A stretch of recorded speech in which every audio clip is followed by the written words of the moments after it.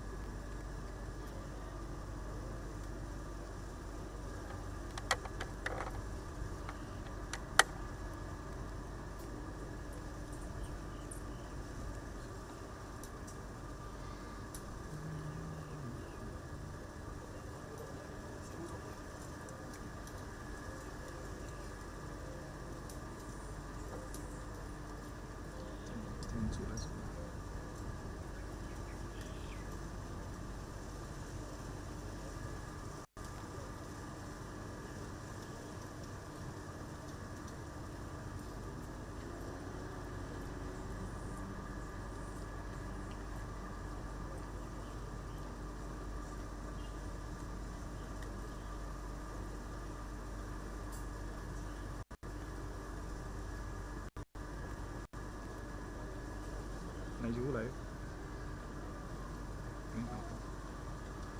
Inside reinstalling.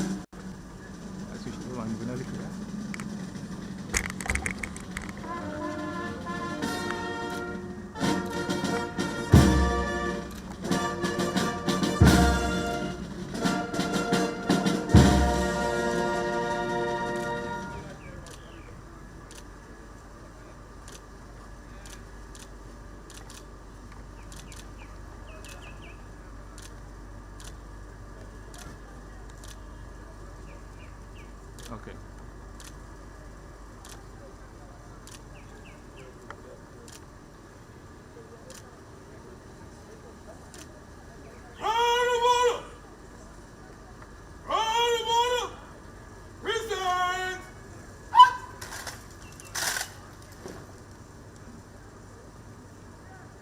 much what you want.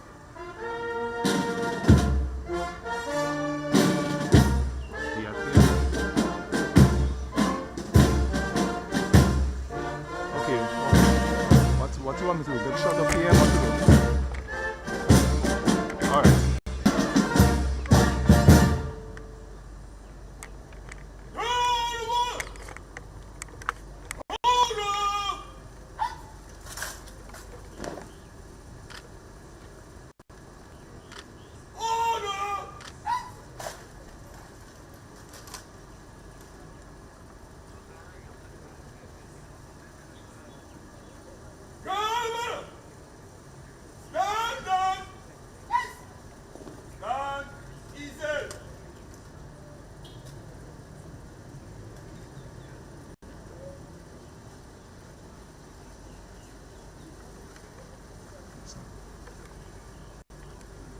Yeah, right.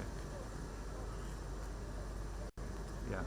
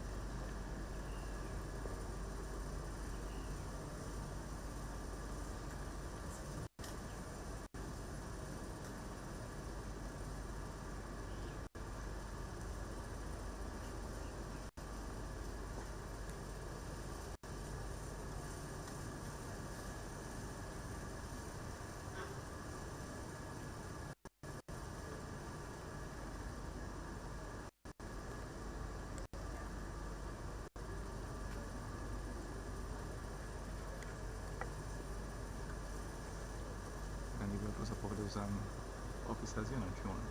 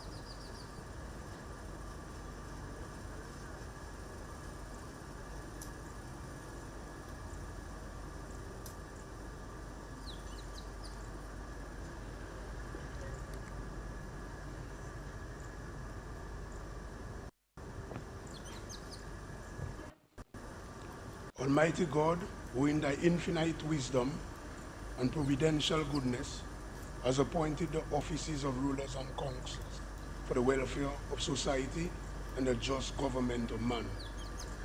We beseech thee to behold with thy abundant favor us thy servants, whom thou hast been pleased to call to the performance of such important trusts in the Commonwealth of Dominica.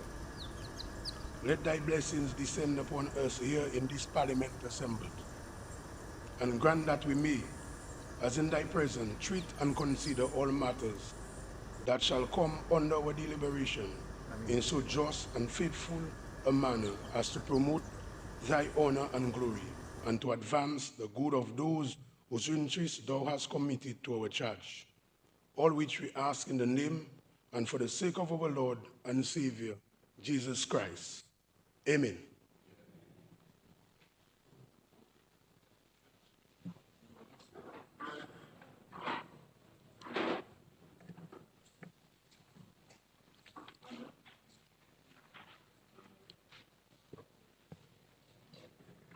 Adoption of order paper.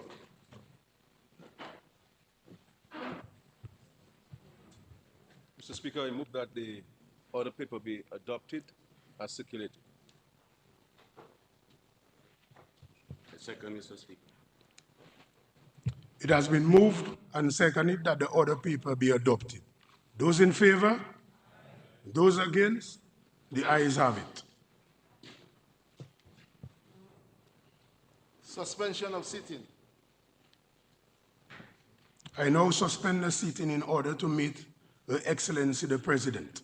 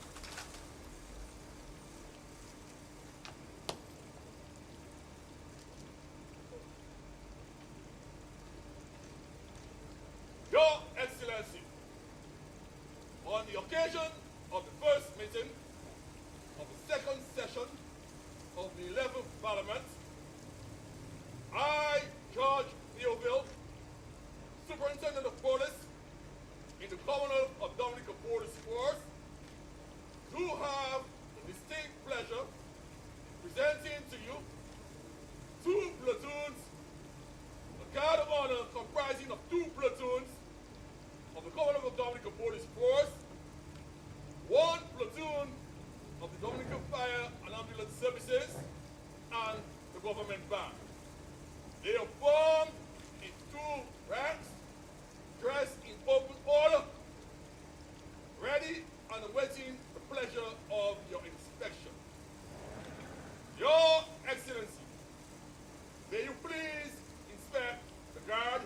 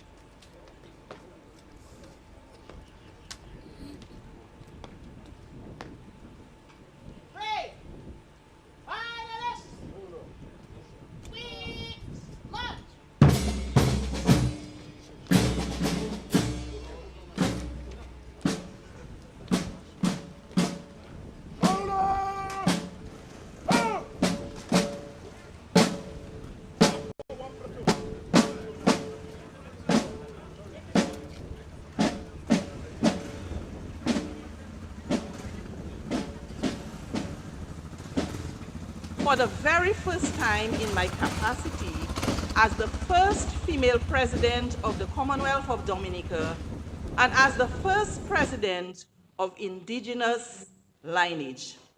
On this noteworthy occasion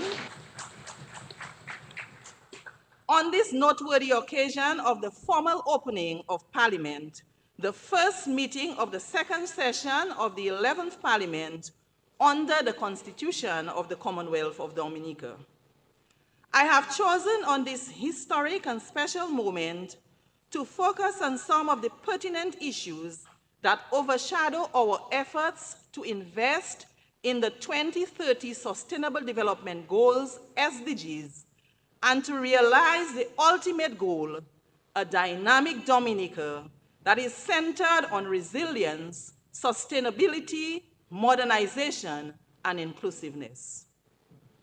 Mr. Speaker, permit me at this stage to reiterate my gratitude to the Honorable Prime Minister and members of the House of Assembly for conferring the dignity and responsibilities of the office of President on me.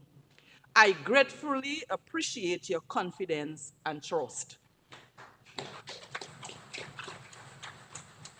Thus far, it has been a fulfilling and enjoyable experience serving my people and nation. I remain true and loyal to the promise made at my inauguration on the second day of October 2023 to be a president for all citizens of our beloved Dominica, both here and abroad. It is my every intention to safeguard the dignity and image of this high office and to discharge the functions of the office of president with the highest sense of dedication, impartiality, objectivity, and fairness in accordance with the provisions of the Dominica Constitution and applicable law, and in the best interests of our people and nation. Mr. Speaker, I further wish to commend and congratulate the newest member of this honorable House, Senator Honorable Chalika Vidal, who was appointed on the 9th day of April 2024 on the advice of the then Honorable Leader of the Opposition to fill the vacant position occasioned by the annulment of the appointment of former member Sean Douglas. Senator Vidal, your parliamentary role is an important one and hence should be taken very seriously. Parliament is the supreme legislative body where matters affecting the governance and affairs of state are deliberated upon and voted into law. During your orientation, you no doubt were furnished with a copy of the standing orders, which are basically written rules which regulate the proceedings of the House that should be followed and respected by every member of Parliament. These standing orders are meant to safeguard and maintain order and decorum when debates are taking place. I therefore encourage you to familiarize yourselves with the standing orders of the House and have due regard to the rulings and admonitions of the Speaker. Take correction in good faith and aim to become an effective member of Parliament. I would also like to take this opportunity to congratulate Mrs. Annette Thomas Sanford on her election as the first female Kalinago chief.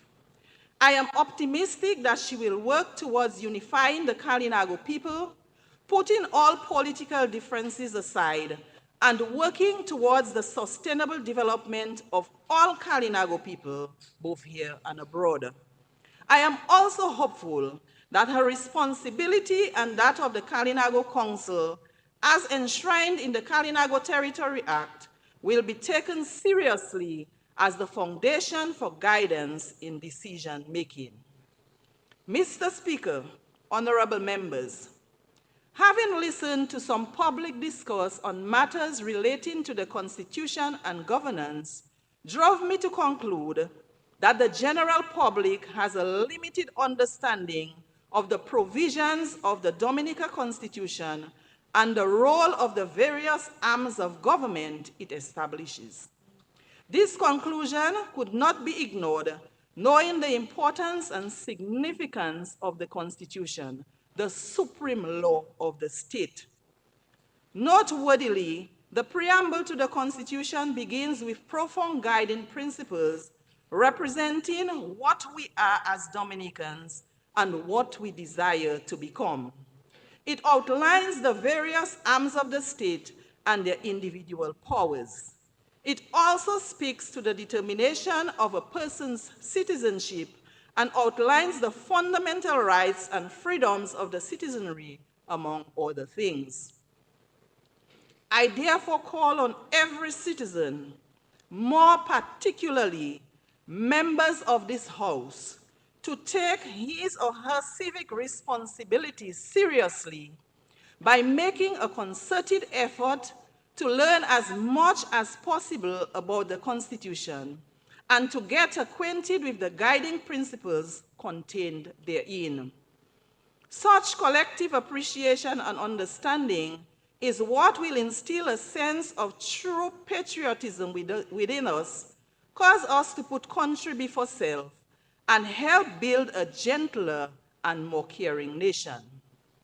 Doing or thinking otherwise will retard our advancement as a people and nation, and this we cannot entertain at this crucial stage of our development.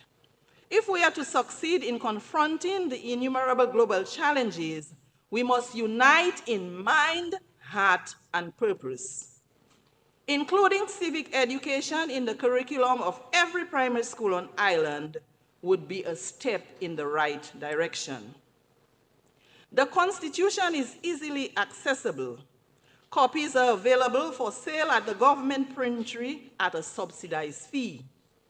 I invite every Dominican to invest in a copy. I further wish to recommend for reading a publication titled, and I quote, "The Constitution, the Government, and You," end of quote, penned by Mr. Alex C. Lawrence, one of Dominica's senior and most respected lawyers. Mr. Speaker, honorable members, the world in which we live is filled with various crises, but the one which is considered the greatest threat to humanity is climate change. The changing of the climate continues to pose a threat to the global community, especially to countries and territories like the small island developing states known for their extensive marine and coastal zones, limited access to finance, and high vulnerability to natural disasters.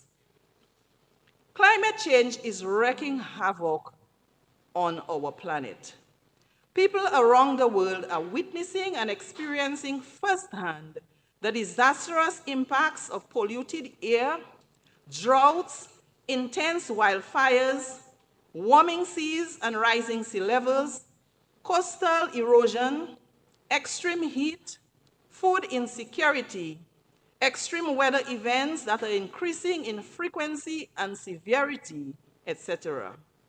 These are driven primarily by human activities through the burning of fossil fuels that generate greenhouse gas emissions. In June of this year, we witnessed the formation of the earliest and quickest Category 4 hurricane in recorded history, Hurricane Beryl, which left trails of destruction in our sister islands of Barbados, St. Vincent and the Grenadines, Grenada, and its islands of Carriacou and Petit Martinique, and Jamaica. It is hoped that this was a wake-up call to the developed world, the high emitters of fossil fuels. It is rather unfortunate that small states like ours, that are low-emitting countries, are the ones on the front lines of the climate crisis. It is totally unfair that seeds and their populations are the ones suffering the worst consequences of the actions of the developed world. Their actions are taking a toll on our very existence, our development, and our well-being. This situation calls for urgent, collective global action. The high-emitting countries need to recognize and accept responsibility for their destructive practices and do the noble thing, honor the targets set out in the Paris Agreement, and provide the funding that is required to enable our small states to become resilient, adaptable, and sustainable.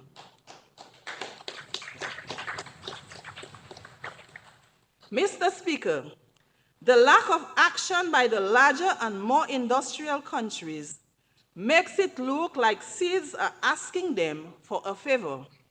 This is no favor. They brought this crisis upon us, and it is only fair that they provide us with the required support to respond to its impacts. Prime Minister Honorable Roosevelt Skerrit has been sounding that call at every opportunity he gets.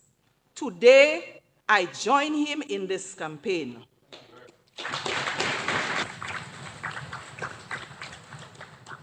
Climate justice demands that the developed world honors its promises. We will not relent until they do so. Mr. Speaker, honorable members, there is no doubt that the impacts of climate change and the slow corrective actions by the developed world are overwhelming, but all hope is not lost. Historically, seeds have been at the forefront of climate solutions.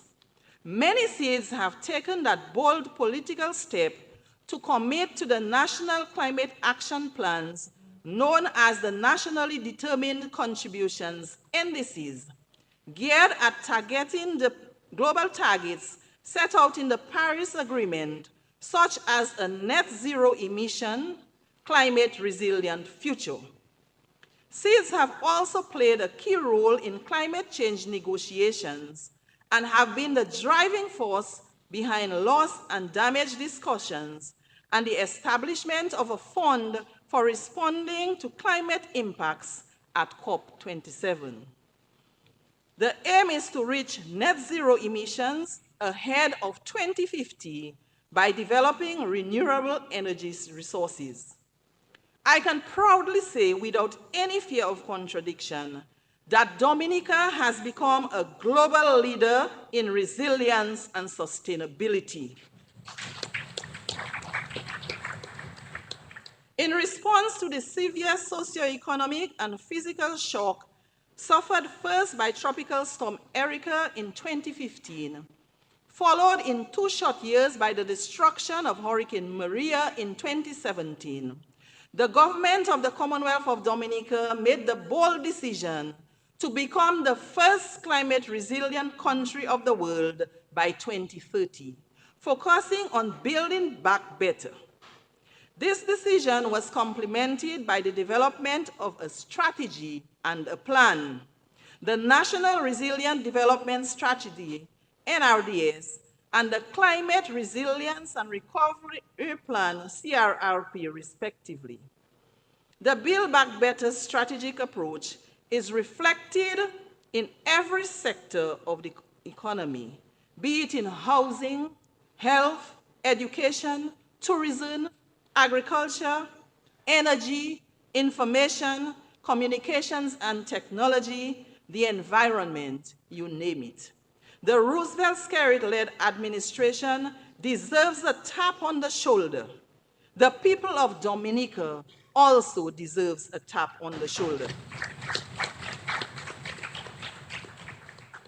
Key stakeholders from across the international community gathered in Antigua from the 27th to the 30th of May 2024 for the 4th International Conference on Small Island Developing States, SEEDS, to discuss the unique challenges faced by SEEDS, with climate change high on the agenda. Information shared by the Caribbean ASEAN Council indicated that the conference recognized the unique vulnerability of seeds and also their potential, and called for the international community to assist such states in diversifying their economies and strengthening their productive capacity. Stemming from the discussion was also the call for reforms in the international financial architecture to make accessing concessional financing easier.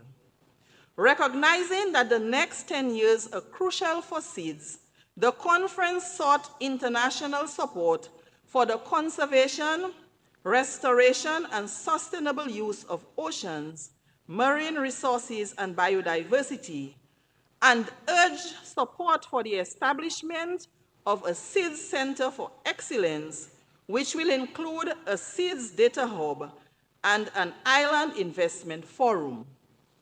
The conference marked a significant step towards addressing the unique challenges faced by seeds and setting the stage for a decade of action and resilience. It was heartening to have learned of the outcomes of the 4th International Conference on Seeds. Let us hope and pray that the long-awaited support from our developed partners will be forthcoming this time around. Mr. Speaker, honorable members, gender equality is of paramount socioeconomic importance.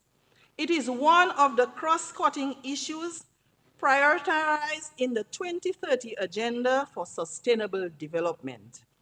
It is ranked 5th among the 17 Sustainable Development Goals of the 2030 Agenda that are designed to achieve a better and more sustainable future for all. The goal of SDG 5 is to achieve gender equality and empower all women and girls. There is consensus that progress on all of the SDGs is realistically achievable if women's empowerment and gender equality are prioritized holistically. The United Nations considers equality between women and men, boys and girls, both as human rights issue and as a precondition for and indicator of sustainable people-centered development.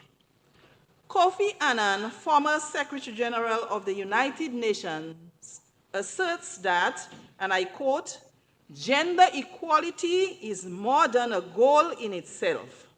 It is a precondition for meeting the challenge of reducing poverty, promoting sustainable development, and building good governance," end of quote.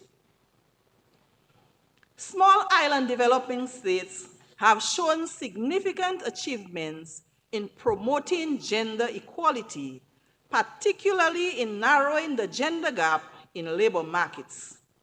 The Caribbean region has seen women breaking barriers and attaining leadership roles across various sectors and industries, be it as head of state, prime ministers, cabinet ministers, parliamentarians, financial and permanent secretaries, chief executive officers in banking, insurance, and business enterprises, to name a few.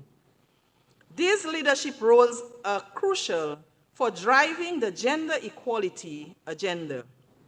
Further progress was achieved through law reforms, policy implementations, and targeted investments in gender-focused programming.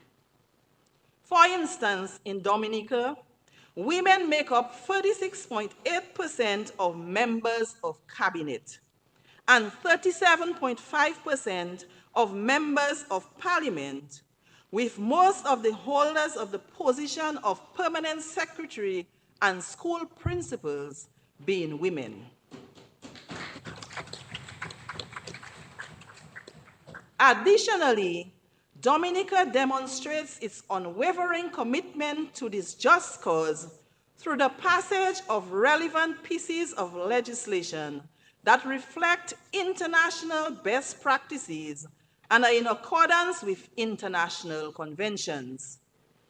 These pieces of legislation were recently reformed to reinforce the safety, protection, and security of our children, women, and other vulnerable groups.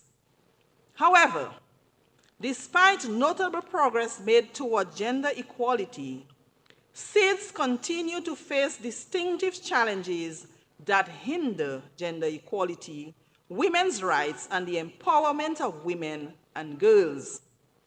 For example, intersecting crises in the region have significantly hindered the progress of gender equality due to their compounded effects on existing vulnerabilities and inequalities.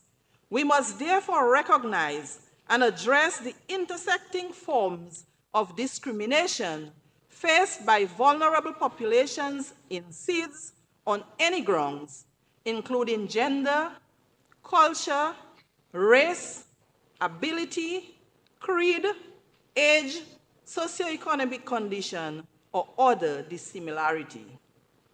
Intersectional approaches are crucial in ensuring that no one is left behind in our quest for a resilient and sustainable future. Mr. Speaker, I had the opportunity to represent Dominica at a two-day first-of-its-kind SIDS Gender Equality Forum, which took place in Antigua from the 25th to the 26th of May 2024, ahead of the 4th SIDS Conference. This forum was convened to primarily reflect on better practices and lessons learned in operationalizing the Samoa Pathway, the Sustainable Development Goals, and to deliberate on the way forward to ensure a gender transformative, resilient future for SIDS in which all human beings can enjoy their human rights and fundamental freedoms without being discriminated against. Following the deliberations, highlights of the forum and recommendations were drawn up and presented at the 4th SIDS Conference.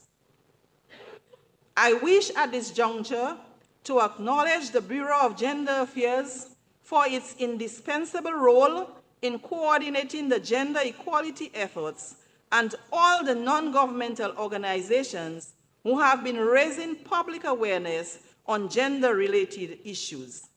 In a nutshell, no society, no country can develop economically, politically, or socially when half of its population is marginalized. I therefore appeal to all relevant stakeholders in SIDS to join forces to create a more equitable and inclusive Caribbean.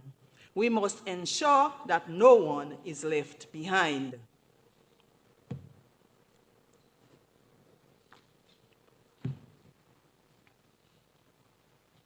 Mr. Speaker, honorable members, the planet Earth is our common home designed by God.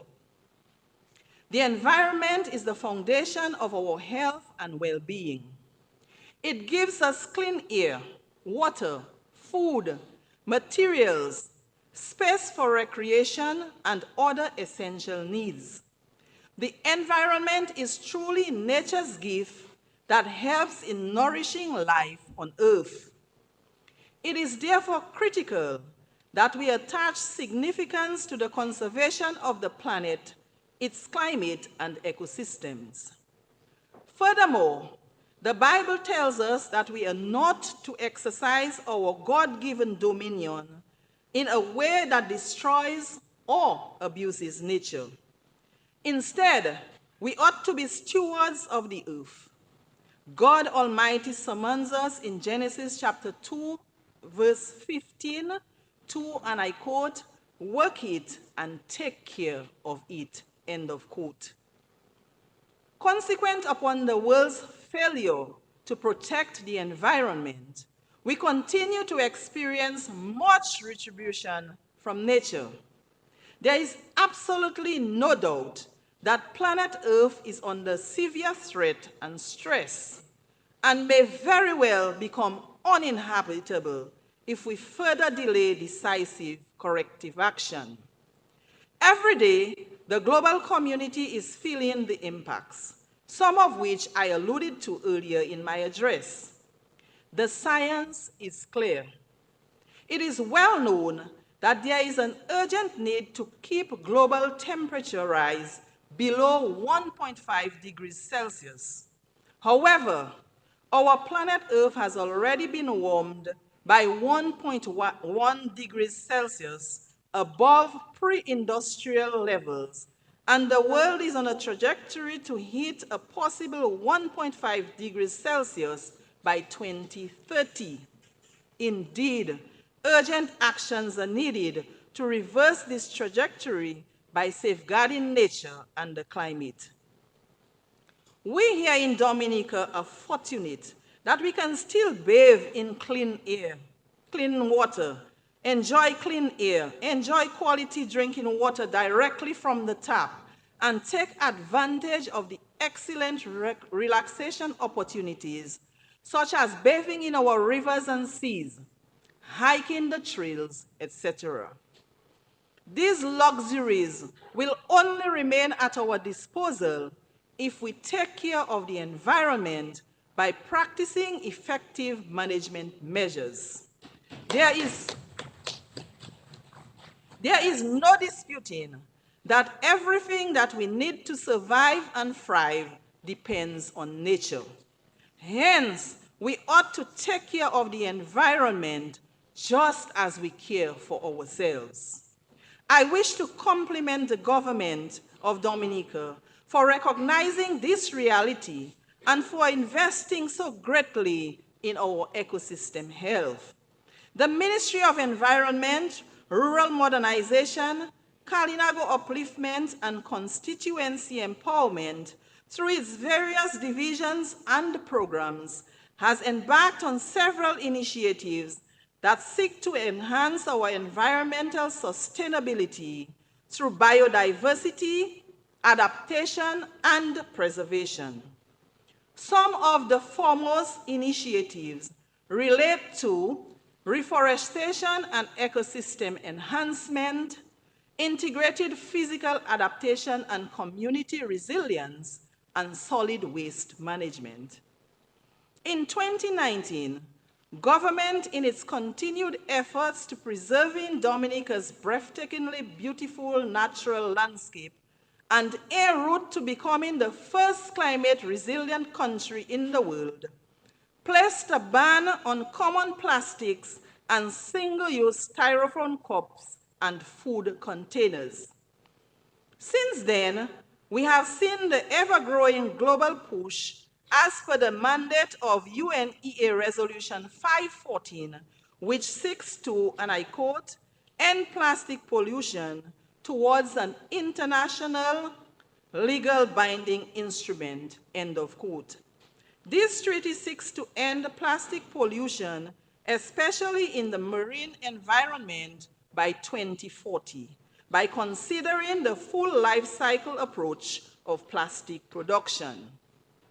Regrettably, there is still a wide use of common plastics on island that are not being disposed of in a responsible manner. There is need to consider a future ban on single shopping bags, better known as t-shirt bags, as these items are easily blown and once in the ocean pose a significant threat to turtles, dolphins, and whales, just to name a few. I wish to acknowledge the contribution of the various government ministries, divisions, groups, and individuals involved in environmental advocacy. We too can play our part by engaging in planet support activities such as cleanup campaigns, tree planting, grass planting to help prevent soil erosion, practicing proper waste disposal, and recycle, reuse, and composting. Protecting the environment is not only essential for enhancing human, animal, and plant life, but also for sustainable development as well as socioeconomic advancement. To put it simply, natural resources are essential for life on Earth. My dear people, let us not turn a deaf ear to the call to do something to save our planet Earth, our source of life and livelihood. Let us make a concerted effort to conserve our natural resources, combat pollution, and protect biodiversity. We owe it to ourselves, our society, our economy, our nature isle, and of course to our future generations. Mr. Speaker, honorable members, God blessed us with special gifts, our children. He entrusted them to our care to raise them up in the right way, in a manner pleasing to Him, to love them, to protect them, to provide for their every need, and to provide them with a good foundation. Children depend on us adults for their survival and well-being, especially when they reach the vulnerable stage of adolescence. At this stage, their bodies grow through rapid changes that can trigger needs and behaviors that place them at risk, such as a need to, and I quote, fit in, end of quote, to be accepted by their peers, to find a place in society, to find a place in the world. Unfortunately, that protection and care is not always forthcoming, and as a result, many of our children and adolescents have become victims of abuse in one form or the other. The Social Welfare Division for the period January 2023 to June 2024 reported cases of child abuse as follows. Ages 0 to 4, 13 males, 22 females. Ages 5 to 9, 8 males, 22 females. Ages 10 to 14, 6 males, 35 females. And ages 15 to 17, 5 males, 21 females. The various forms of abuse are categorized as follows.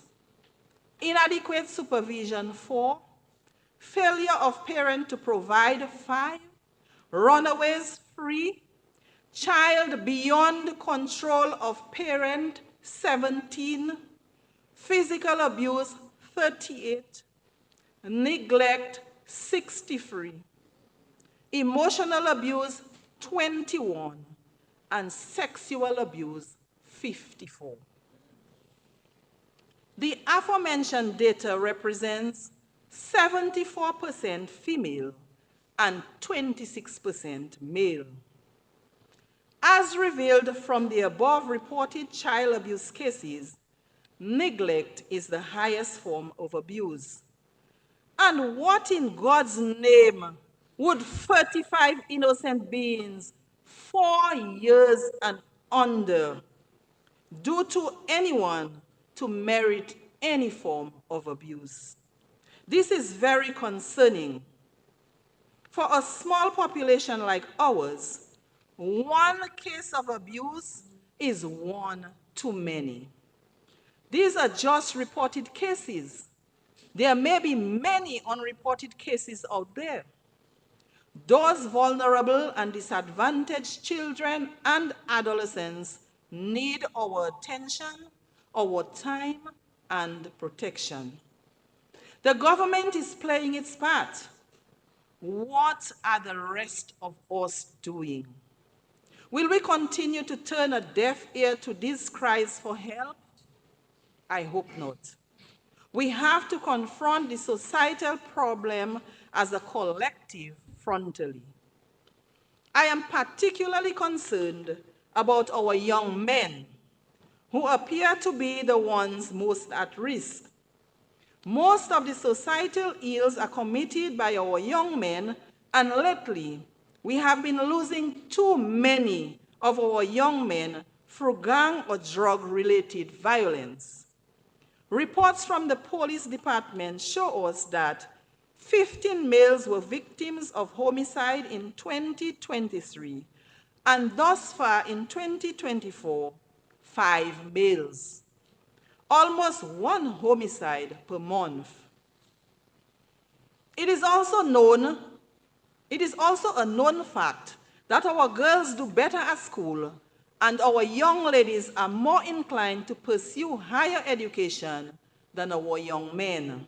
We need to find the real cause of this problem and address it.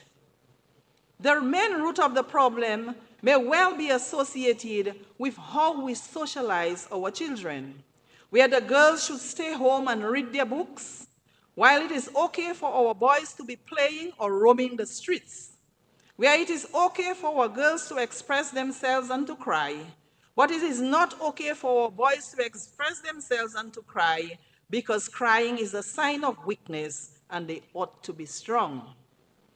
We are still seeing the devastating consequences of this antiquated style of socialization, where bottled up feelings have turned to anger, and that is being manifested in violence and crime and other destructive ways.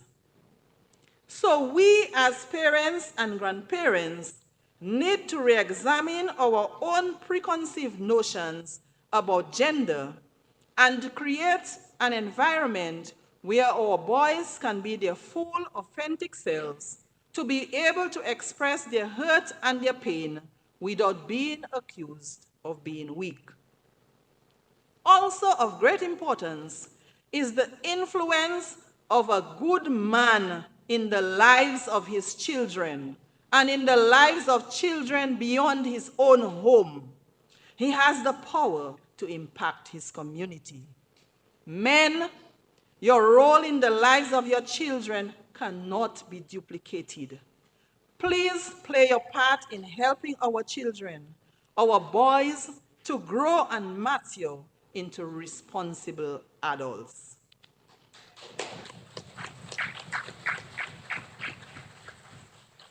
I am happy to report that the Office of the President is also playing our part, and the President's Charities Foundation have, with the valued input of relevant stakeholders, formulated a community outreach program that is geared at helping our vulnerable children and adolescents realize their true and fullest potential.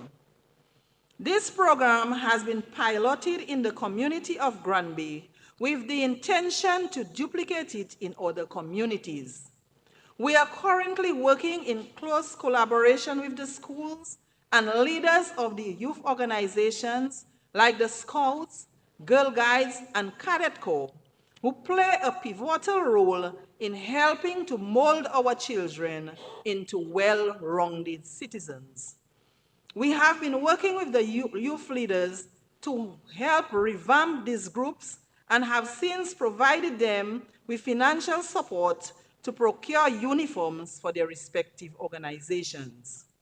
I wish to use this opportunity to encourage all parents and guardians to enroll your children in one of these youth organizations. Pretty soon, a science, technology, engineering, and mathematics STEM program to include a component of music will commence at the existing Center for Excellence Hub in Granby. Thanks to the coordinated efforts of Dr. Germaine Jean-Pierre, Secretary to the President's Charities Foundation, and Youth Officer, Mr. Julian Paquette.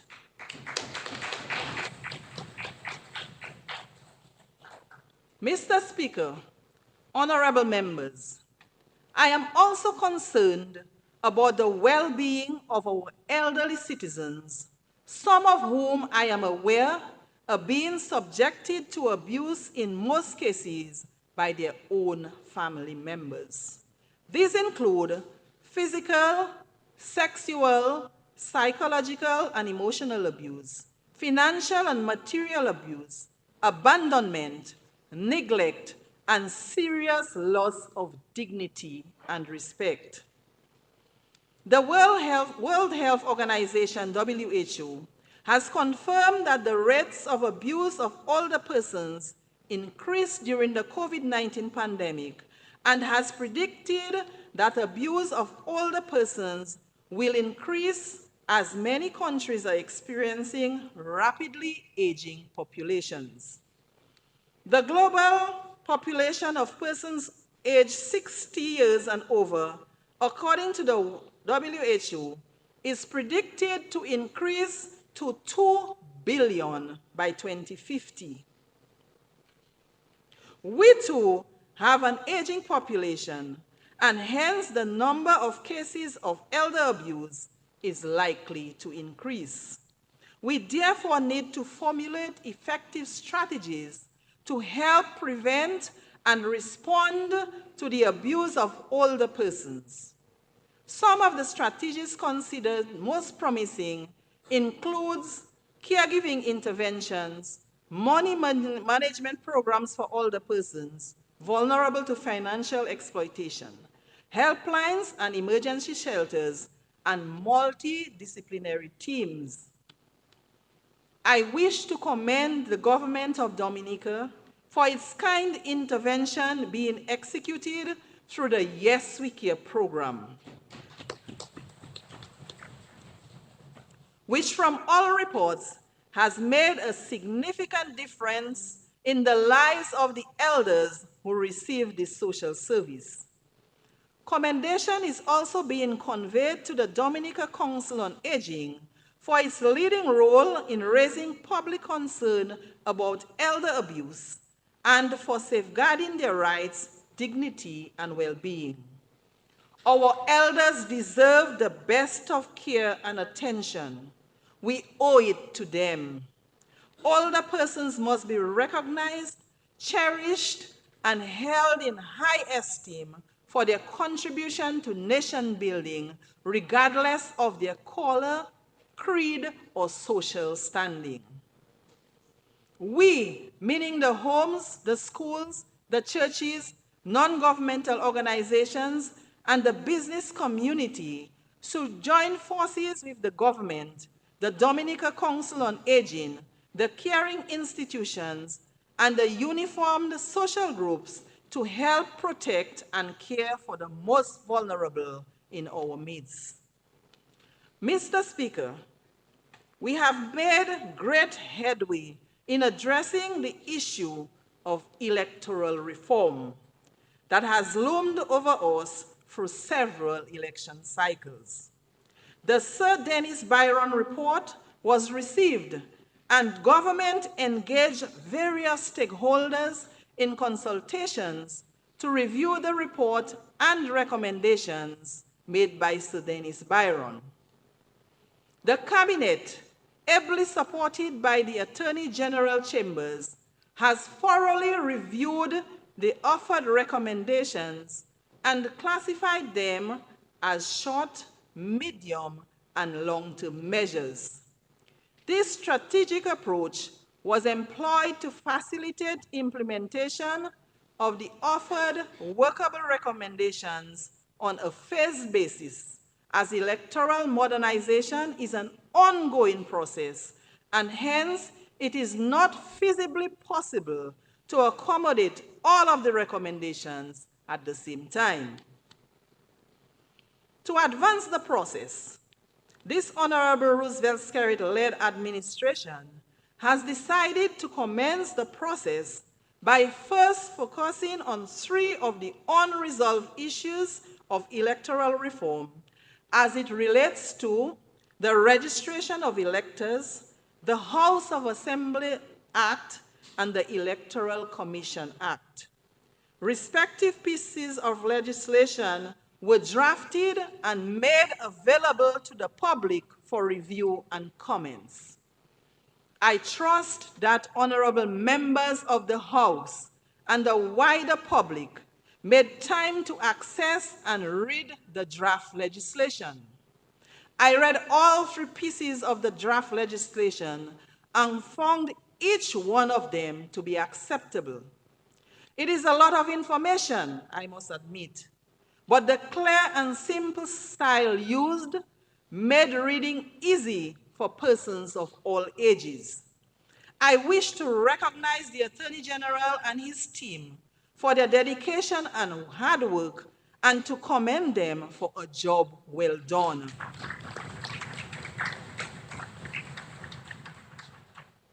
The Prime Minister, in one of his updates, informed the nation that it was not possible to bring the bills before Parliament in June as was intended, since the Electoral Commission requested an extension of time to review the draft legislation, which it hopes to complete at the end of July 2024.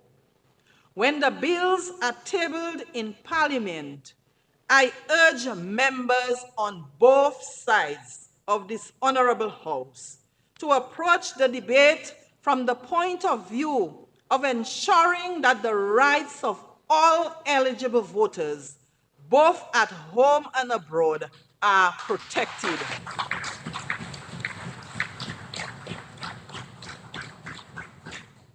No eligible voter should be disenfranchised. Neither should the state make voting a difficult and stressful exercise for its citizens. I look forward to this honorable House bringing this matter to a close.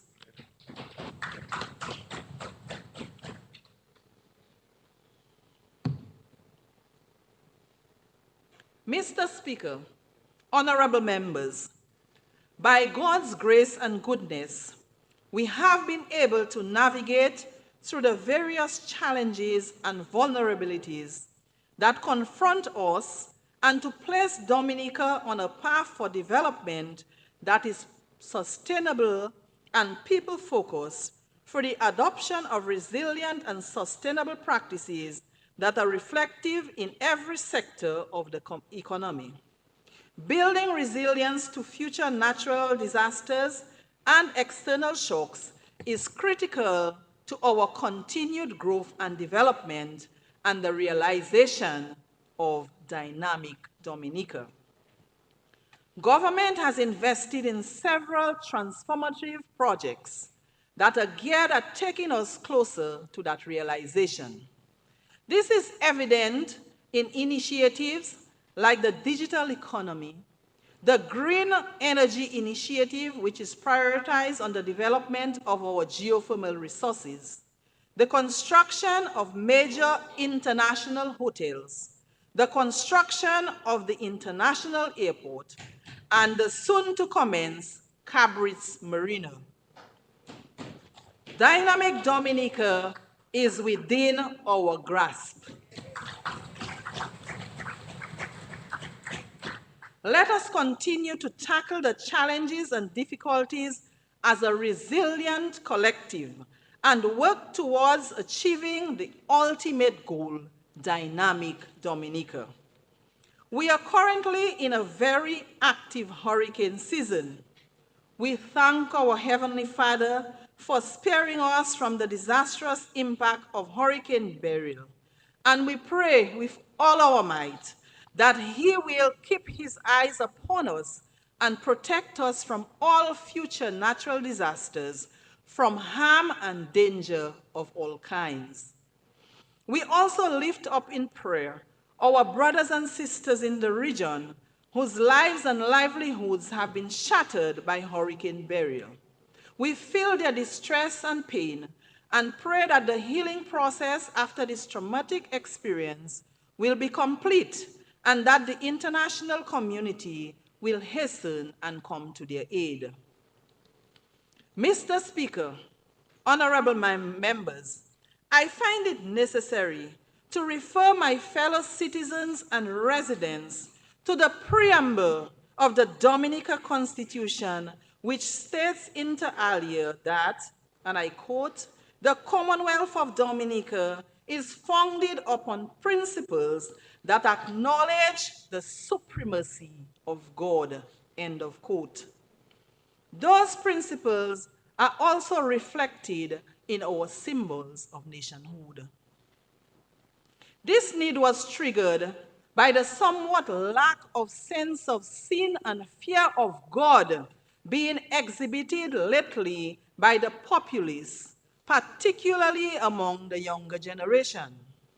These persons feel it is okay to do and say what they want, how they want, where they want, and when they want, with no remorse and little or no regard for others.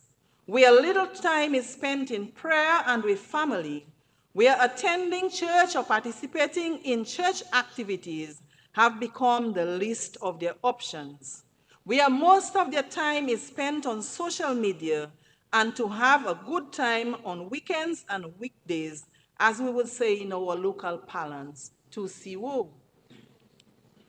This culture is showing its ugly face across the country, and it does not in any way represent what we are and what we desire to become as a people and a nation. We are heading down a dangerous road and need to pause, acknowledge our wrongs, and keep God at the center of our lives. We are nothing, nothing without God. King James reminds us in Psalm chapter 32, verse 12, that, and I quote, "Happy is the nation whose God is the Lord, the people whom he has chosen as his heritage." End of quote. God has been good to us. Let us not do things that will cause us to lose favor with him. We are a God-fearing nation. Let this be always reflected in our words and our actions. May God bless us richly, and may God continue to bless this beautiful Commonwealth of Dominica. Mr. Speaker, honorable members, do have a fruitful and successful session.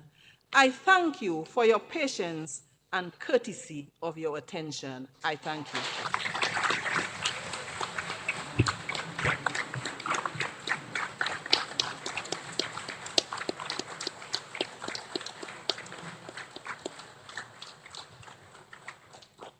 I shall now take leave of Her Excellency the President.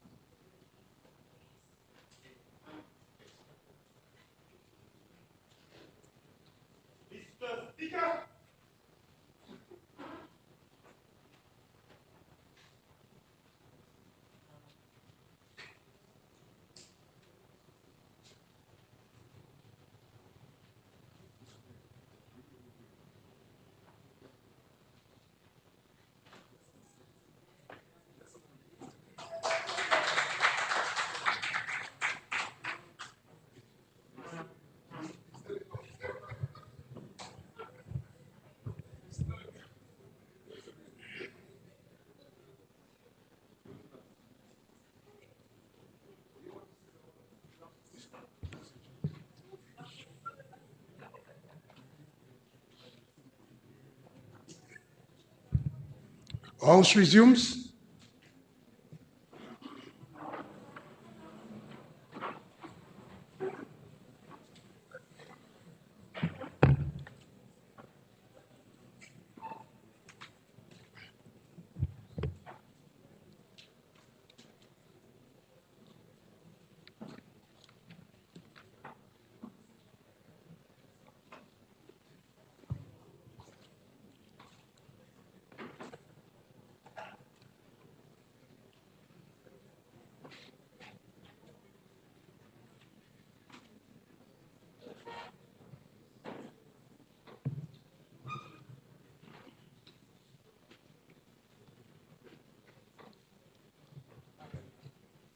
Mr. Speaker, I move that a letter of thanks be forwarded to Her Excellency the President for what we all agree would have been a very profound and timely address to the House of Assembly and to the nation.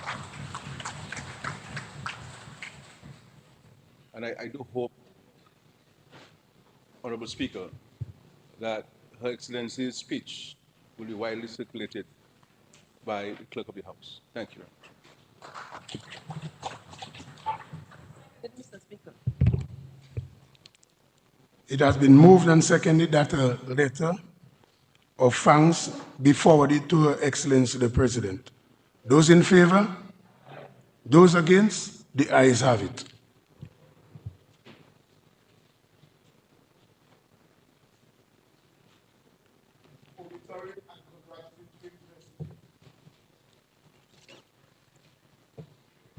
Mr. Speaker, I rise very briefly to extend our congratulations and best wishes to His Lordship Bishop Kendrick, who was ordained last night as the Bishop of the Diocese of Roseville.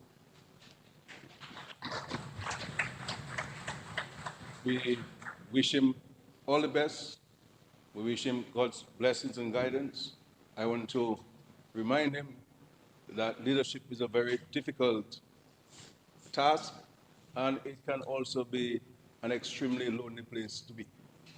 But he must be reminded of the journey of Jesus on earth, and also Philippians 6-7 and Psalms 121. I also want to extend our profound congratulations to Calvin Hodge on being the second Dominican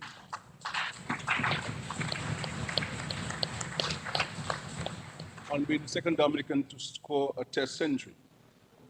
He has demonstrated tenacity, commitment, dedication, and discipline, and all of this are now paying dividends for him. We also want to recognize the exemplary performance of Afanaz, who fell just short of his century. But no doubt, very soon, he shall get to that very important time. I also want to extend congratulations to Mrs. Annette Sanford for being the first woman elected as Kanlago chief.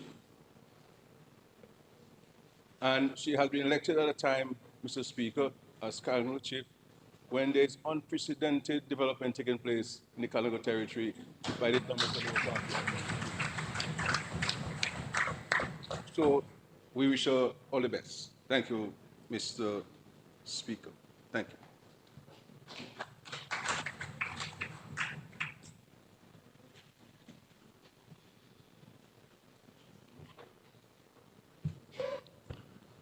Thank you, Mr. Speaker.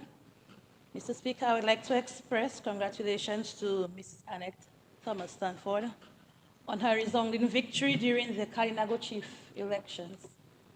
Mrs. Stanford has made history in the Commonwealth of Dominica as the first ever Kalinago chief, a true testament to her exceptional leadership and unwavering commitment to the people of the Kalinago territory and Dominica by extensions. Once again, congratulations to Mrs. Annette Stanford. Thank you.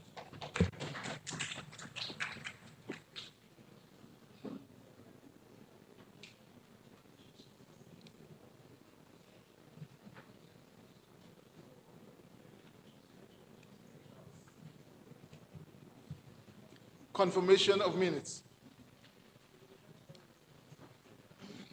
Mr. Speaker, I beg that the minutes of the meeting of Monday, 29th April 2024 be confirmed as circulated.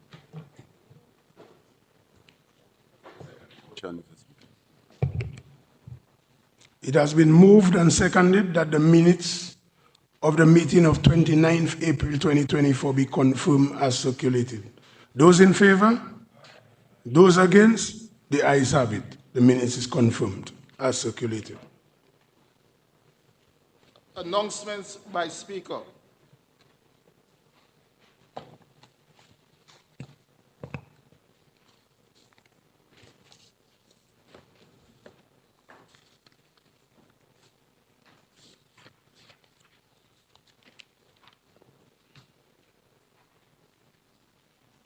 I received correspondence from the Office of the President, which I wish to draw to the attention of this Honorable House.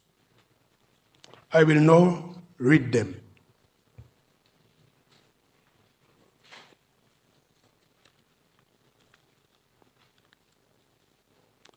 A letter dated 20th June 2024,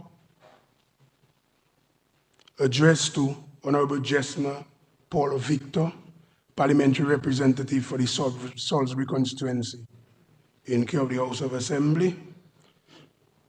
Dear Honorable Paul Victor, and this letter is written by Donald Blackmore, President Secretary, copied to the Honorable Prime Minister, copied to the Speaker of the House of Assembly, and copied to Mr. Anthony Charles, Parliamentary Representative for the Marigot constituency. And it reads, Dear Honorable Paul Victor, I have been directed to acknowledge receipt of your letter dated 20th June 2024, addressed to Her Excellency Sylvanie Burton, President of the Commonwealth of Dominica, in which you advised of your intention to resign as Leader of Opposition in the Parliament of the Commonwealth of Dominica with immediate effect.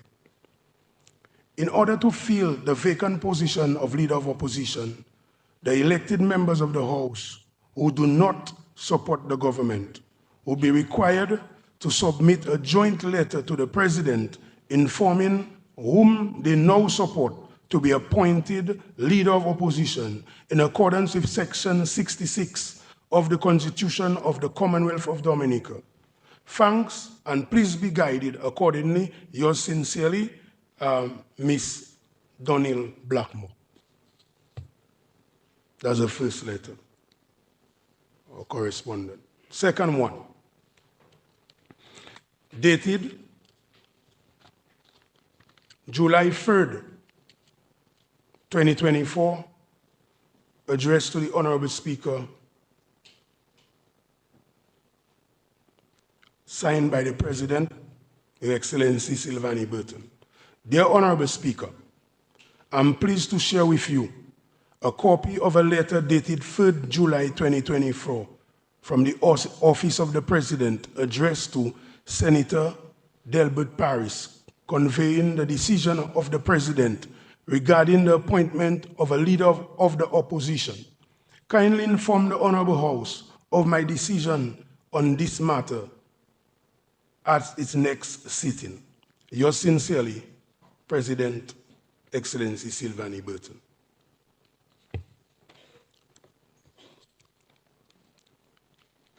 Letter written on the 3rd July, and it is addressed to Senator the Honorable Delbert Paris, and signed by President Secretary, copied to the Honorable Prime Minister, Speaker of the House, Senator Honorable Jesmer Paul, Honorable Anthony Charles, Senator Honorable Laurie Victor, Senator Honorable Shakilia Vidal, and Senator the Honorable Lauren Henderson Reid.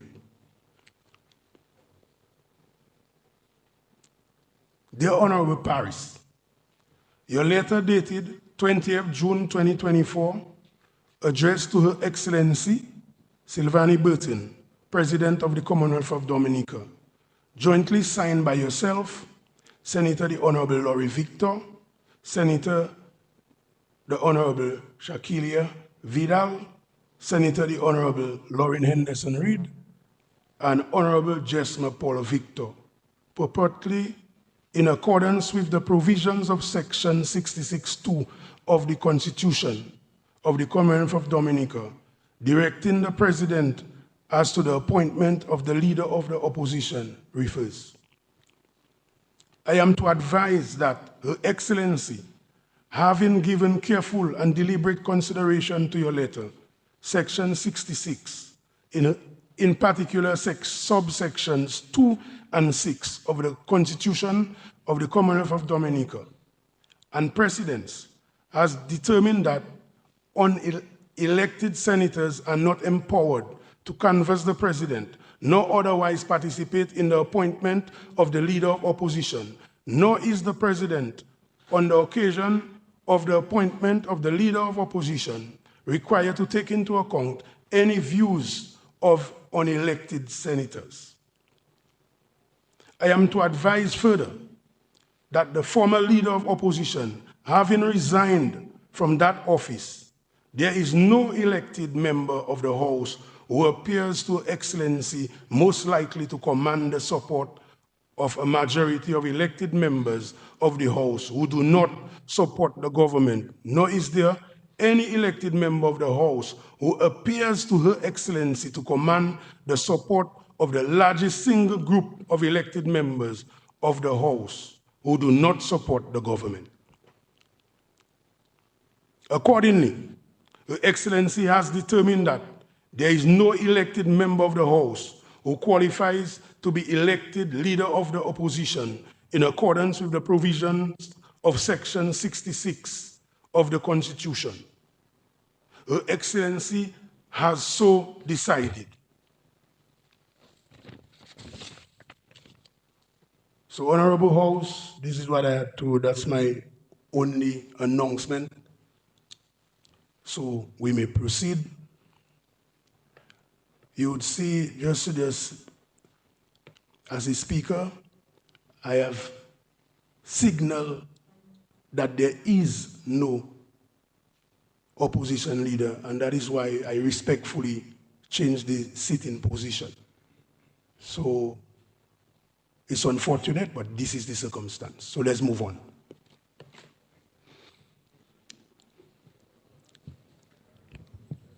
Presentation of papers.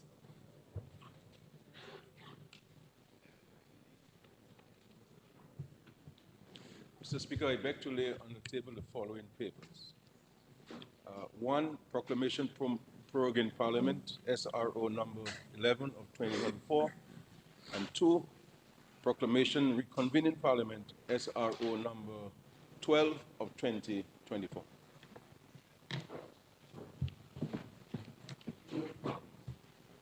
Mr. Speaker, I beg to lay the following papers on the table. Draft estimates of revenue and expenditure for the financial year 2024-2025, economic and social review for fiscal year 2022-2023, value-added tax schedule amendment order 2024.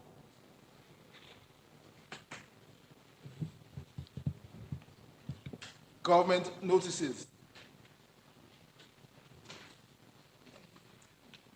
I beg to give notice that at a later stage of the proceedings, I will be moving the motions and taking all stages of the bill standing in my name on the order paper.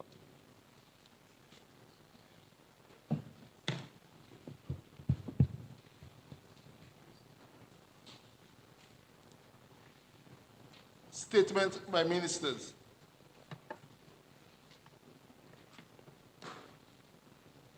Public business, government business, motion.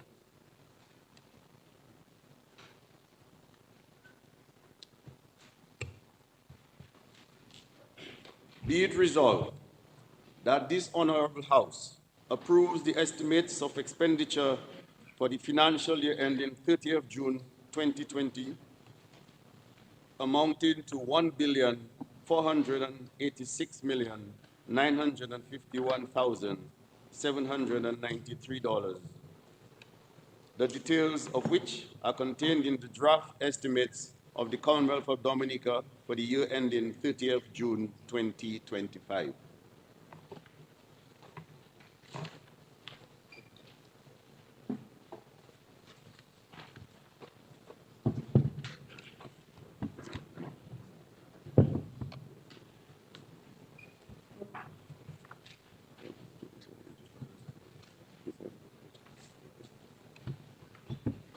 Mr. Speaker, members of this Honorable House, distinguished guests, fellow Dominicans at home and abroad, good morning.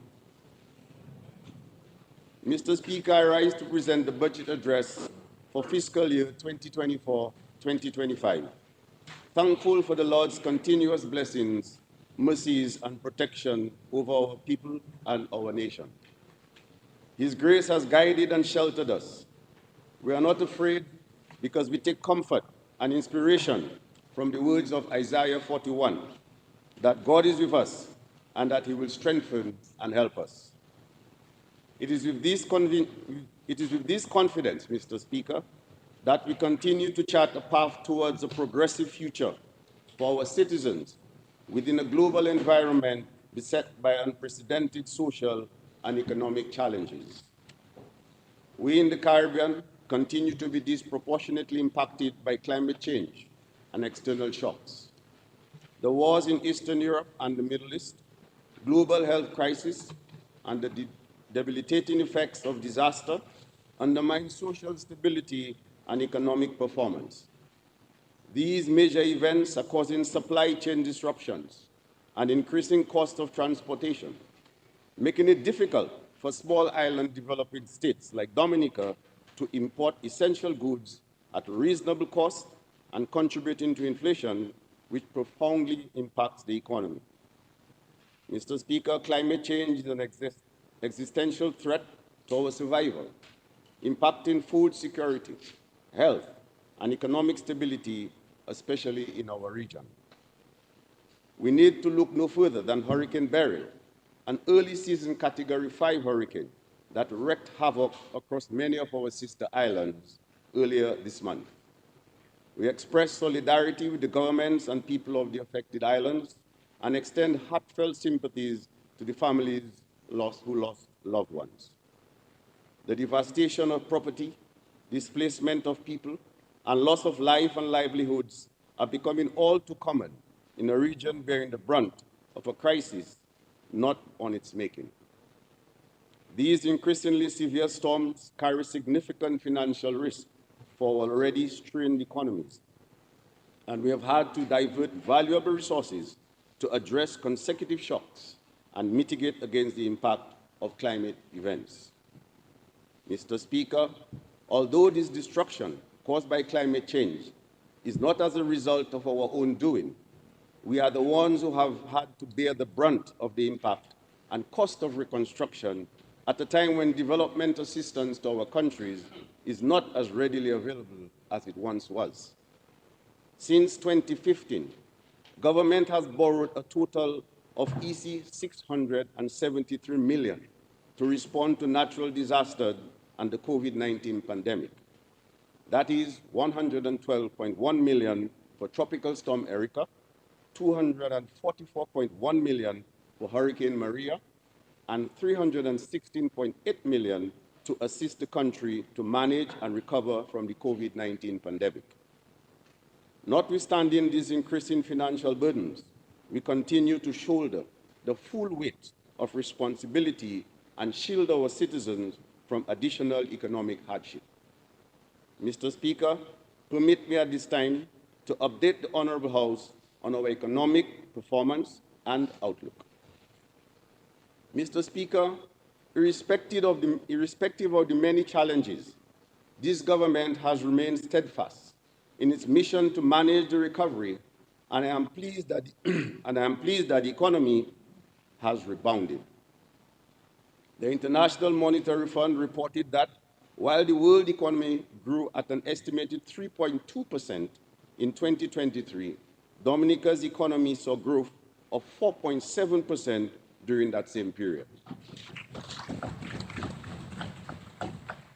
This marks the third consecutive year of growth for the Dominican economy, following growth of 6.9% in 2021 and 5.6% in 2022. Additionally, the economy is projected to continue along its current trajectory, with strong growth of 4.6% in 2024, plus at least 4.3% in 2025. This performance is being driven by the government's ambitious public sector investment program, robust wholesale and retail trade, a steady rebound in tourism, and increased agricultural production. The IMF indicated that global inflation is expected to decrease from an average of 6.8% in 2023 to 5.9% in 2024 and 4.5% in 2025. Historically, Dominica's inflation has remained below global levels due to the substitutional effects of local production and consumption. Therefore, according to the IMF, inflation in Dominica was lower than the global level, averaging 3.5% in 2023, and it is expected to continue falling to an average of 2.8% in 2024. We are encouraged by the results of the IMF's assessment of the performance of the economy, and we do hope that this downward trajectory in inflation will be reflected in the cost of goods on supermarket shelves. Mr. Speaker, in respect of the government's fiscal performance, preliminary data indicates that there has been a further improvement. The primary balance shifted from a deficit of 0.8% at the end of June 2023 to a surplus of 0.6% of GDP as of June 30th, 2024. This is mainly due to a favorable economic climate, which impacted positively on tax revenues, and deliberate action by government to contain and manage recurrent expenditure. Tax revenues increased by 3.1% over the previous year, while recurrent expenditure declined by 3%. Although tax revenues are expected to increase further by 3.3%, a primary deficit of 8.7% is forecasted for fiscal year 2024-2025, mainly due to a significant rise in capital expenditure for agriculture, digitalization, housing, the Roseau Enhancement Project, and the East Coast Road Project. However, beyond this fiscal year, as these projects come to an end and capital expenditure reduces, we expect improvements in fiscal balances as revenues continue to grow. There was an increase of 2.4% in total disbursed outstanding debt compared to the previous year. Central government debt is estimated at EC 1,507.4 million, while government guaranteed debt is estimated at EC 140.3 million. Total debt to GDP is estimated to be 89.4%, with central government debt to GDP at 81.7%. Mr. Speaker, it is certainly not easy for our small state to overcome the impacts of successive natural disasters, a global pandemic, global economic slowdown, supply chain and transportation issues, without it significantly affecting our fiscal position and fiscal space. Any objective observer will admit that Dominica, under the leadership of this government, has done a remarkable job in the second study.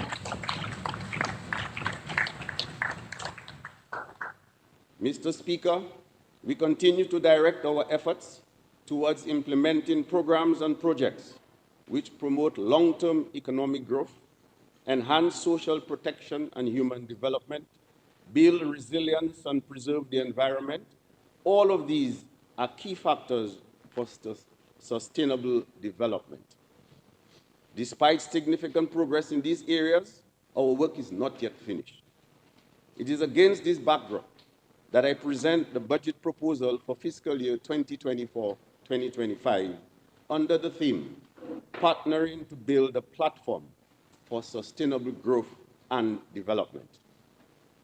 This fiscal year's budget proposal will advance current programs and projects, and at the same time, pursue new economic initiatives.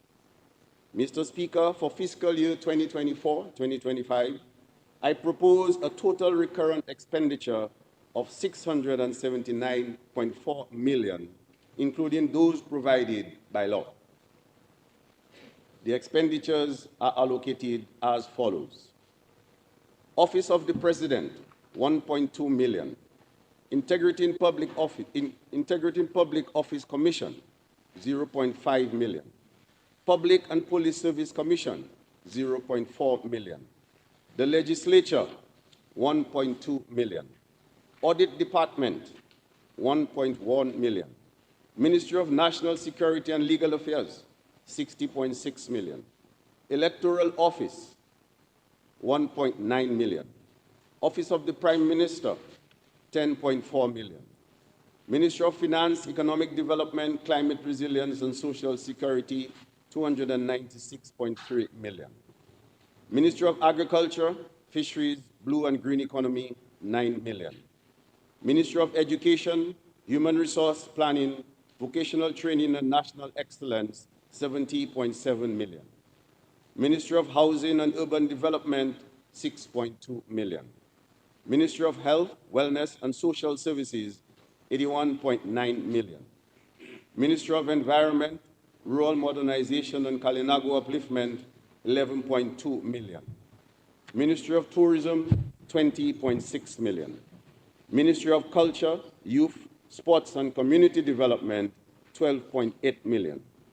Establishment, Personnel and Training Department, 9.9 million.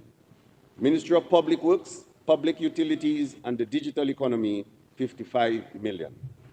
Ministry of Foreign Affairs, International Business, Trade and Energy, 22.8 million. Cabinet Office, 3.5 million.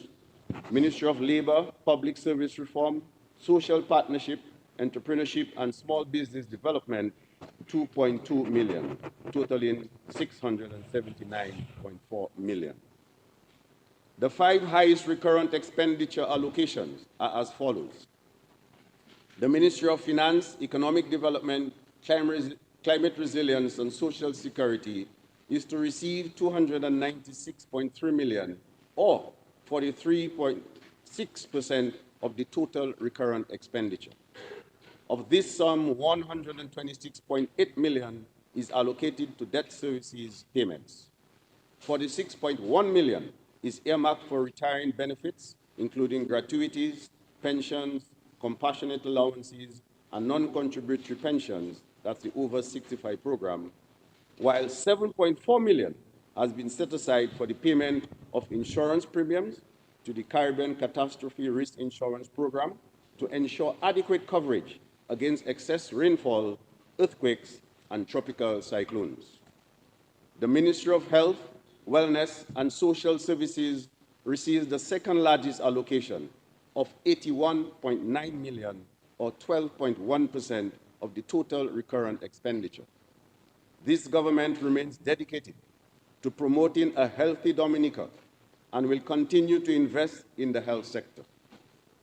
The third highest amount of 70.7 million, or 10.4%, is allocated to the Ministry of Education, Human Resource, Planning, Vocational Training, and National Excellence. An amount of 60.6 million, or 8.9% of the total, is allocated to the Ministry of National Security and Home Affairs. And the Ministry of Public Works will receive 55 million, or 8.1%. The allocation for goods and services accounted for 35%, or 234.9 million, of total recurrent expenditure. The total budgeted for personal emoluments is 167.1 million, or 25%. This amount takes into account increases in some of the allowances paid to public officers. The amount set aside for retirement benefits, transfers, and subsidies is 144.6 million. That amount includes public assistance, grants, and payment to local, regional, and international entities. Interest payments are expected at 54.1 million, while debt amortization and contributions to the sinking fund are estimated at 73.2 million. Mr. Speaker, in response to the capital estimates for the fiscal year 2024-2025, I propose a total capital expenditure of 934.9 million, allocated as follows. Office of the President, 0.7 million. The Legislature, 0.1 million. Ministry of National Security and Legal Affairs, 4.3 million. Electoral Office, 0.8 million. Office of the Prime Minister, 490 million. Ministry of Finance, Economic Development, Climate Resilience, and Social Security, 10 million. Ministry of Agriculture, Fisheries, Blue and Green Economy, 52.2 million. Ministry of Education, Human Resource, Planning, Vocational Training, and National Excellence, 22.8 million. Ministry of Housing and Urban Development, 70.5 million. Ministry of Health, Wellness, and Social Services, 7.5 million. Ministry of Environment, Rural Modernization, and Kalinago Upliftment, 41.2 million. Ministry of Tourism, 17.2 million. Ministry of Culture, Youth, Sports, and Community Development, 11.8 million. Establishment, Personnel and Training Department, 1.7 million. Ministry of Public Works, Public Utilities, and the Digital Economy, 164.8 million. Ministry of Foreign Affairs, International Business, Trade, and Energy, 32.8 million. Ministry of Labor, Public Service Reform, Social Partnership, Entrepreneurship, and Small Business Development, 6.5 million, totaling 934.9 million. Mr. Speaker, this government has made substantial investment in infrastructure, a fact often taken for granted, as we in Dominica have come to expect and demand nothing less. Our achievements are evident with the improvement in the quality of our road network, including community roads, sea defense walls, bridges, contemporary school structures, modern health and wellness centers, new hospitals, police stations, sports facilities, housing developments, and the extension of the runway and night landing capabilities at Douglas Charles Airport. These developments and many others have been achieved notwithstanding repeated macroeconomic shocks and disasters, and have laid the foundation for the improved quality of life and economic growth that we currently enjoy. This government's stated intent to build a resilient, dynamic Dominica necessitates that we continue to be visionary in our approach. We continue to pursue initiatives designed to grow our economy and foster the economic well-being of our people. Several of the initiatives that we are pursuing are interlinked and will create numerous opportunities, direct and indirect, for our people. Some of the obstacles to our development that are not external or climatic have been linked, for example, to our limited air access, a small population, high cost of energy, and inefficient systems.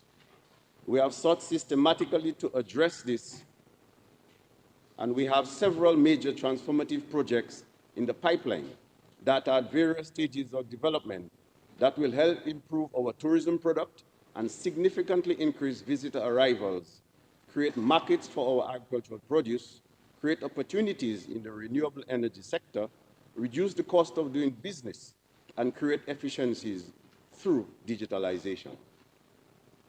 These include the construction of an international airport, a marina, a new cargo port, and a modern cruise village, where we are rehabilitating our road network, enhancing the city of Roseau, providing cheaper, reliable, renewable energy, and digitalizing government process and services. Mr. Speaker, our flagship project is the international airport. This top priority project is progressing at a steady pace, and I am pleased to report that construction is ahead of schedule. 3 of the 4 main box culvert crossings are now completed, and over 6 million of the 24 million cubic meters of earthworks for the airstrip and landslide building have been completed. By the end of this fiscal year, we expect to complete 80% of the earthworks and commence construction of the terminal and other ancillary buildings. The new international airport is being built with a capacity to handle up to 500,000 passengers per year. I want us to think for a moment of what that could mean for Dominica. This will lead to increased visitor arrivals, higher hotel occupancy rates, and more business for all those who are involved in the tourism sector. When this international airport becomes operational, it shall become a hub for economic activity, generating jobs and stimulating local business and attracting investments. The international airport will allow local businesses, including farmers, manufacturers, and small businesses with access to global markets. There will also be significant positive spillover effects due to the greater demand for goods and services, benefiting our people and businesses as more money circulates in the economy. Let us all recognize and support the pivotal role that the international airport will play in shaping a brighter and more progressive and prosperous future for our country. Government, therefore, continues to encourage every Dominican to prepare for the opportunities that will arise from this transformative project. Mr. Speaker, another milestone infrastructure project, the Cabritz Marina. The government has partnered with range developers of the Intercontinental Dominic Cabritz Resort for this project. The construction of the Marina Basin is estimated to take 12 to 18 months, with dredging of the site to commence in August 2024.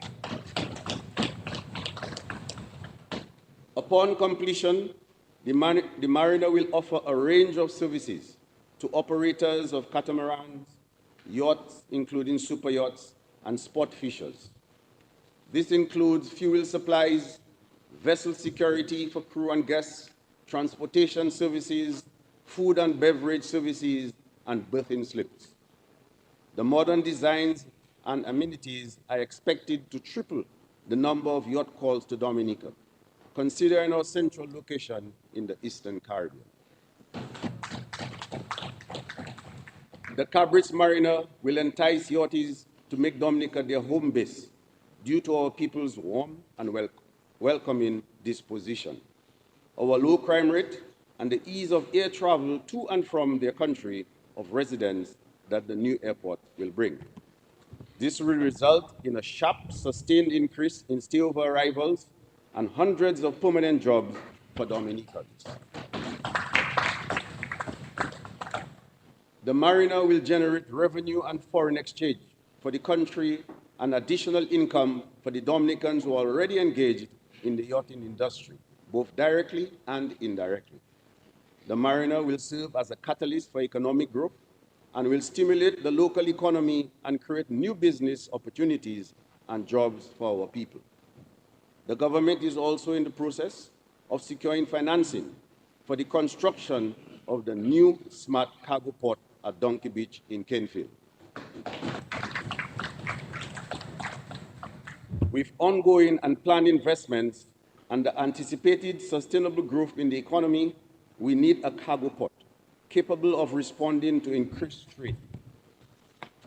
This new facility will be built to resilient standards to withstand climate effects and other environmental conditions that could negatively impact port operations, and will be equipped with smart technology to improve efficiency and reduce clearance times. A private developer is also undertaking preparatory works for the development of a new cruise village at Woodbridge Bay Port.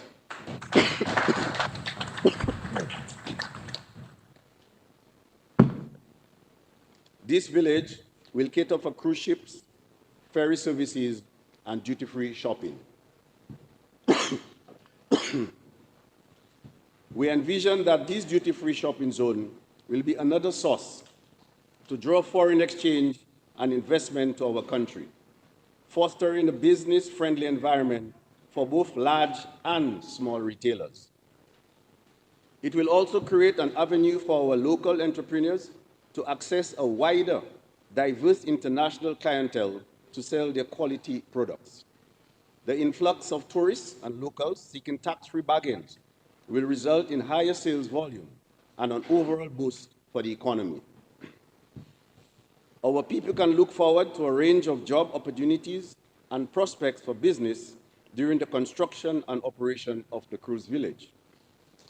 Mr. Speaker, the 4 transformative projects that I have described, among others, will result in a surge of visitors, boosting trade and economic activity, and equally important, create more sustainable jobs for our people. Mr. Speaker, roads serve as a crucial arteries that connect people, places, and opportunities. And their role in fostering economic growth, social integration, and overall development cannot be overstated.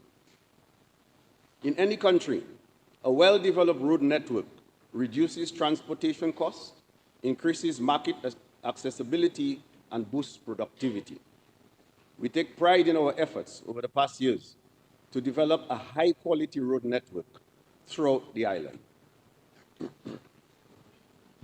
Our latest ongoing major road project is the East Coast Road Project, from Boadiab to Hatton Garden via the Kalinago territory. This road is now 75% complete and has already spurred increased economic activity in that region. Access to essential services, work, and schools has improved. Safety for road users is enhanced, and the value of the land has increased, representing opportunity and higher incomes for property owners in this area. We thank the residents of Cassibrus, Deepa, Toronto, Mopa, Petit Soufriere, Saint-Sauvé, Good Hope, Atkinson, and the Kalinago territory for their patience and understanding while construction has been taking place. I am sure that now the project is nearing completion, they can appreciate and enjoy the comfort of a more robust and efficient road network. Mr. Speaker, we will commence 2 new road projects this year. I am pleased to inform the Honorable House that 2 local contractors have jointly won the tender for the rehabilitation of the Lubia to Granby Road.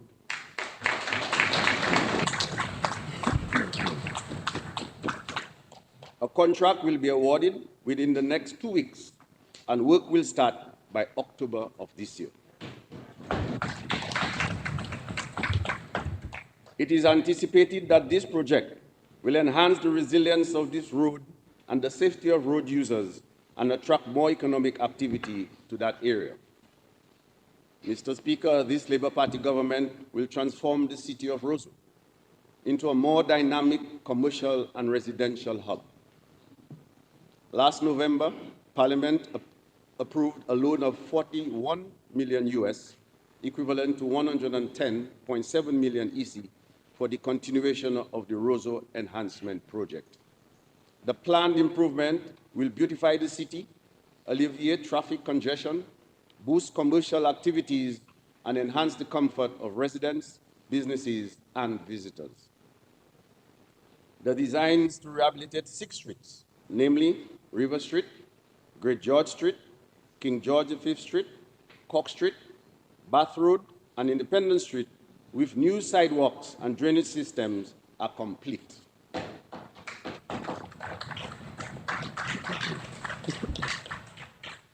We recognize the importance of this much-anticipated project in improving the quality of life of those who live and work in the city, and assure our citizens that the government is committed to its implementation and will minimize disruption as much as possible.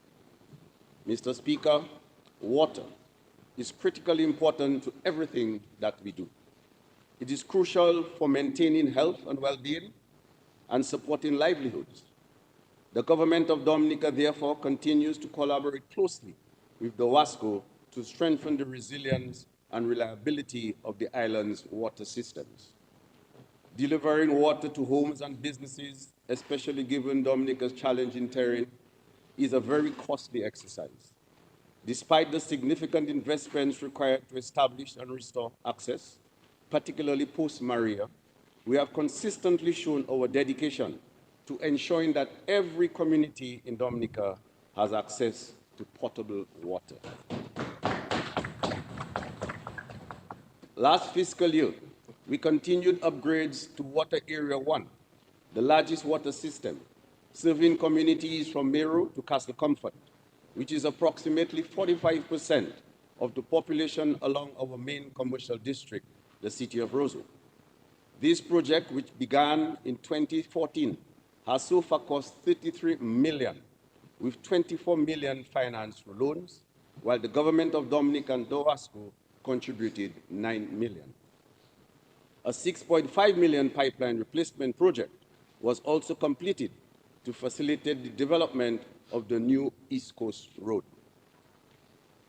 In the current fiscal year, Dowasco will commence the implementation of its water sector strategic development plan, which aims to enhance resilience in 4 major water systems, namely Castlebrus, Mont John Rivier Syric and Grand Fork, Calibishi, and Kulibistri, Salisbury, and Grand Savant systems.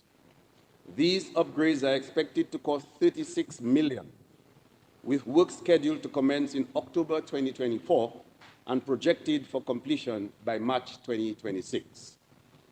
This project will be funded primarily by a grant from the government of the United Kingdom.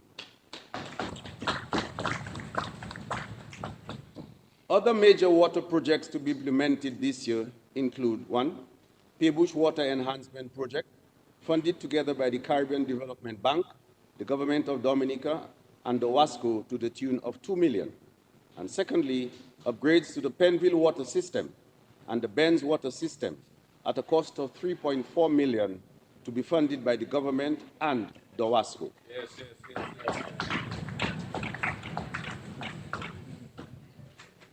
Mr. Speaker, an important component of our growth strategy is the development of our renewable energy sector.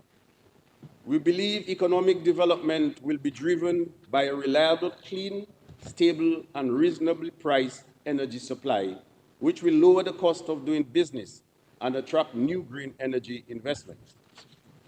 The government of Dominica has made a strategic decision to invest in developing its geothermal potential to produce clean energy at a reduced cost. On December 5, 2023, Dominica achieved a significant milestone by entering into an agreement with OMA Technologies for the financing, construction, and operation of the geothermal power plant. On July 10, 2024, the first batch of power plant equipment was delivered to the site at Loda.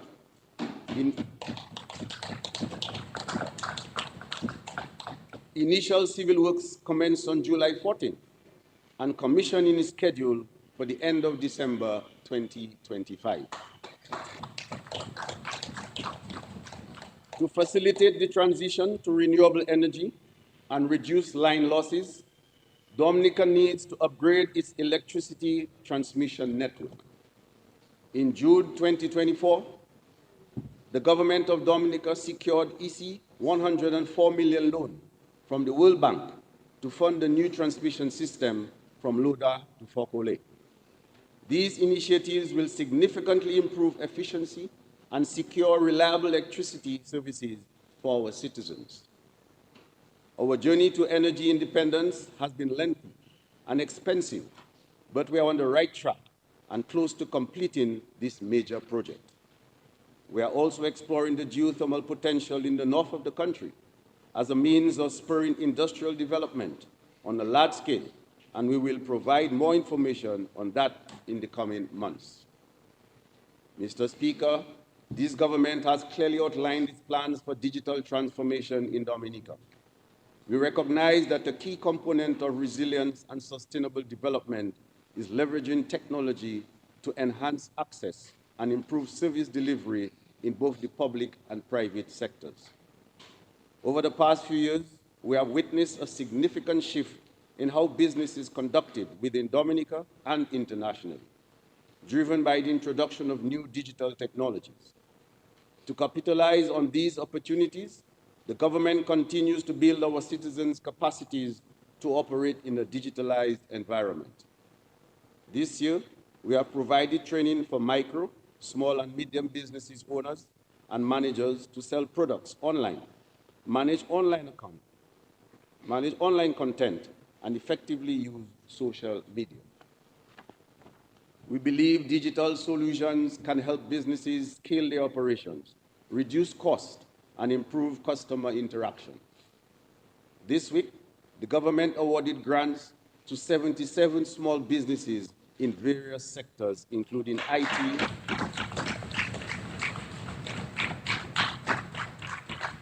Mr. Speaker, this included IT, music, retail, services, agro-processing, and food beverage to support the digitalization of their operations. Digital transformation is about innovation, efficiency, and enhanced customer experiences. In this spirit, the government is pleased to announce the launch of the Government of Dominica e-services portal, accessible at eservice.gov.dm. This web and mobile portal allows the public to submit applications, make payments, and access information on over 90 services. The portal is available 24 hours, 7 days a week, enabling users to apply and pay for birth, marriage and death certificates, marriage licenses, permits, and other services from anywhere in the world.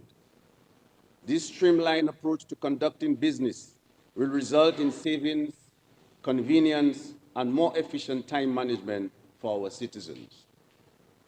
Our initiatives to be undertaken during this fiscal year include the implementation of an e-office and document management system and a digital signature framework for the public service. A contract for the design and installation of these two systems has already been awarded. Mr. Speaker, these systems will improve administrative efficiencies, lead to significant cost savings, and contribute to environmental sustainability. In addition, we are in the process of identifying a vendor to provide a digital system that will allow the government to make payments, particularly for social assistance, via cards instead of cash, eliminating the need for bulk cash processing. Under this system, recipients will receive cards and payments will be directly loaded onto them, offering a more secure and convenient means of payment. While the government focuses on digital transformation within the public sector, we call on the private sector to partner with us to build the digital economy. We encourage businesses to adopt digital payment methods, including mobile banking, credit and debit card payments, and online payments. Utilizing digital marketing, e-commerce platforms, and mobile applications to interact with customers can expand reach and increase revenue. We support these initiatives. The government is establishing a formal legislative framework to facilitate the digital economy and is taking measures to enhance cybersecurity for user protection. Mr. Speaker, for Dominica to realize the Sustainable Development Goals and the resilience targets envisaged by this government, we must continue to expand existing productive sectors and diversify our economy by introducing and facilitating new industries. Dominica is endowed with numerous natural resources that we must add value to and market to Dominicans and globally for financial returns. One of our main contributors to Dominica's development and growth is tourism. During the fiscal year 2023 to 2024, visitor arrivals increased by more than 4% compared to the previous year, despite global challenges and airlift issues. In the past 12 months, Dominica has received numerous accolades, including being named one of Reader's Digest's 20 best honeymoon destinations, Travel and Leisure's 50 best places to travel for 3 consecutive years, BBC's 10 sustainable travel destinations to visit in 2024, and the New York Times' 52 greatest places to travel in 2024. This month, Dominica also ranked number 5 on the Travel and Leisure list of the 25 best islands to visit around the world.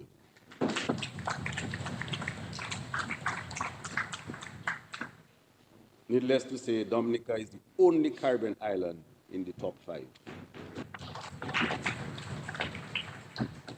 These recognitions, along with those I reported last year, highlight the success of our government's significant investments in the tourism sector, which are helping to solidify Dominica's status as a leading sustainable tourism destination in the world. We continue to improve and expand on our product offerings, and during this fiscal year, government will rehabilitate segments 4, 11, and 13 of the Waiti-Kubuli National Trail and begin the construction of a 1.5 million tourism reception facility at Champagne in Point Michel.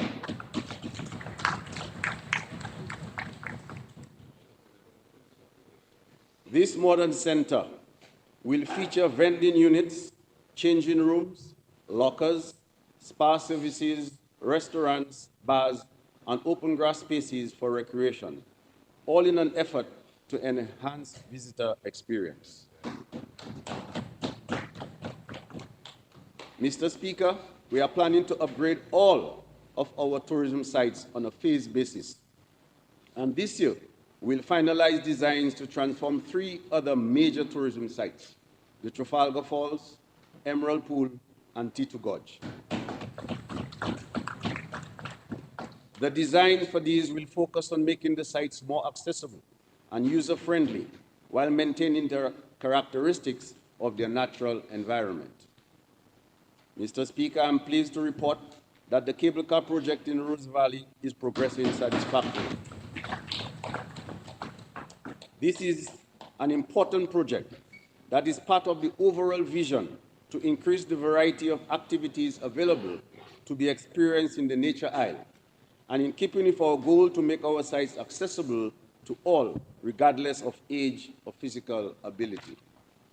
By the end of 2025, the world's longest cable car will be ready to transport visitors over the breathtaking and scenic tourist sites in the Rose Valley. More than 200 people are employed on this project, many from the Rose Valley, and at least 100 people will be permanently employed when it is commissioned.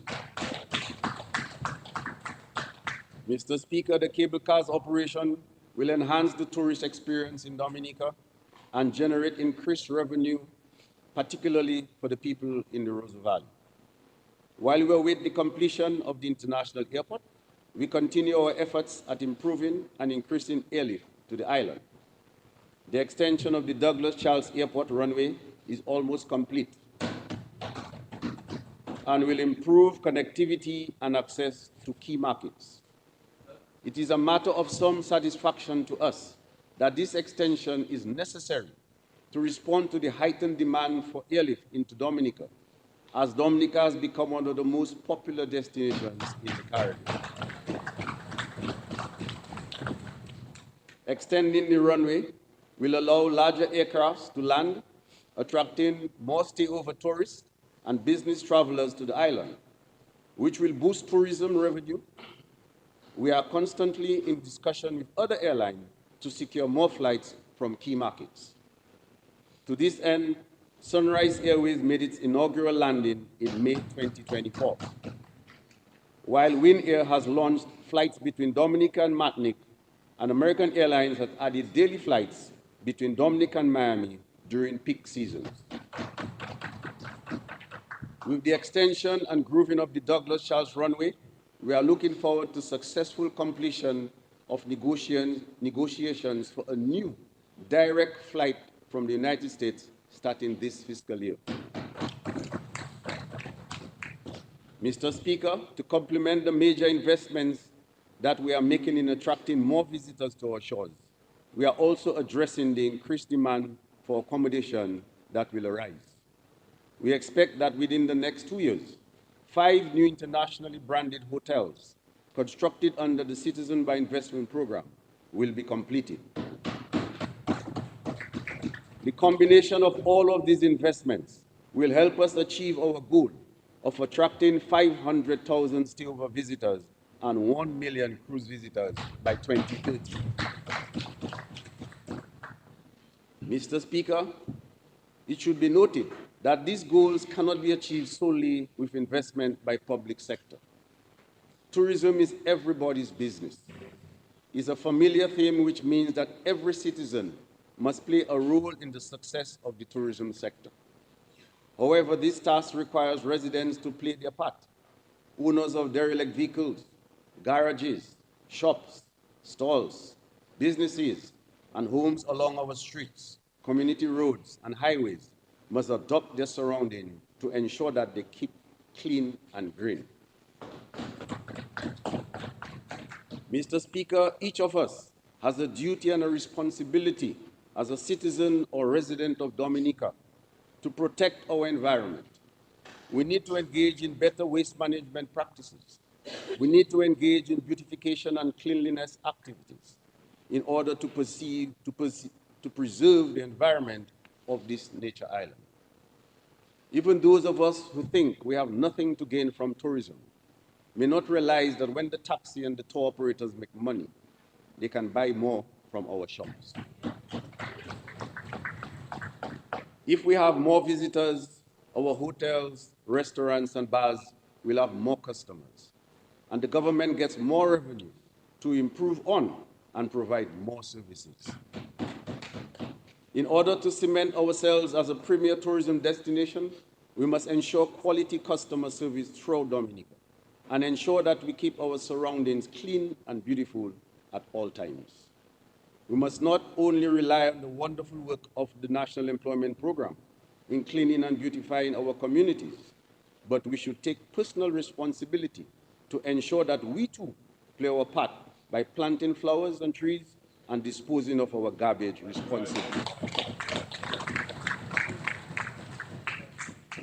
Mr. Speaker, another sector which is expected to receive significant benefits from government's ongoing investment is agriculture.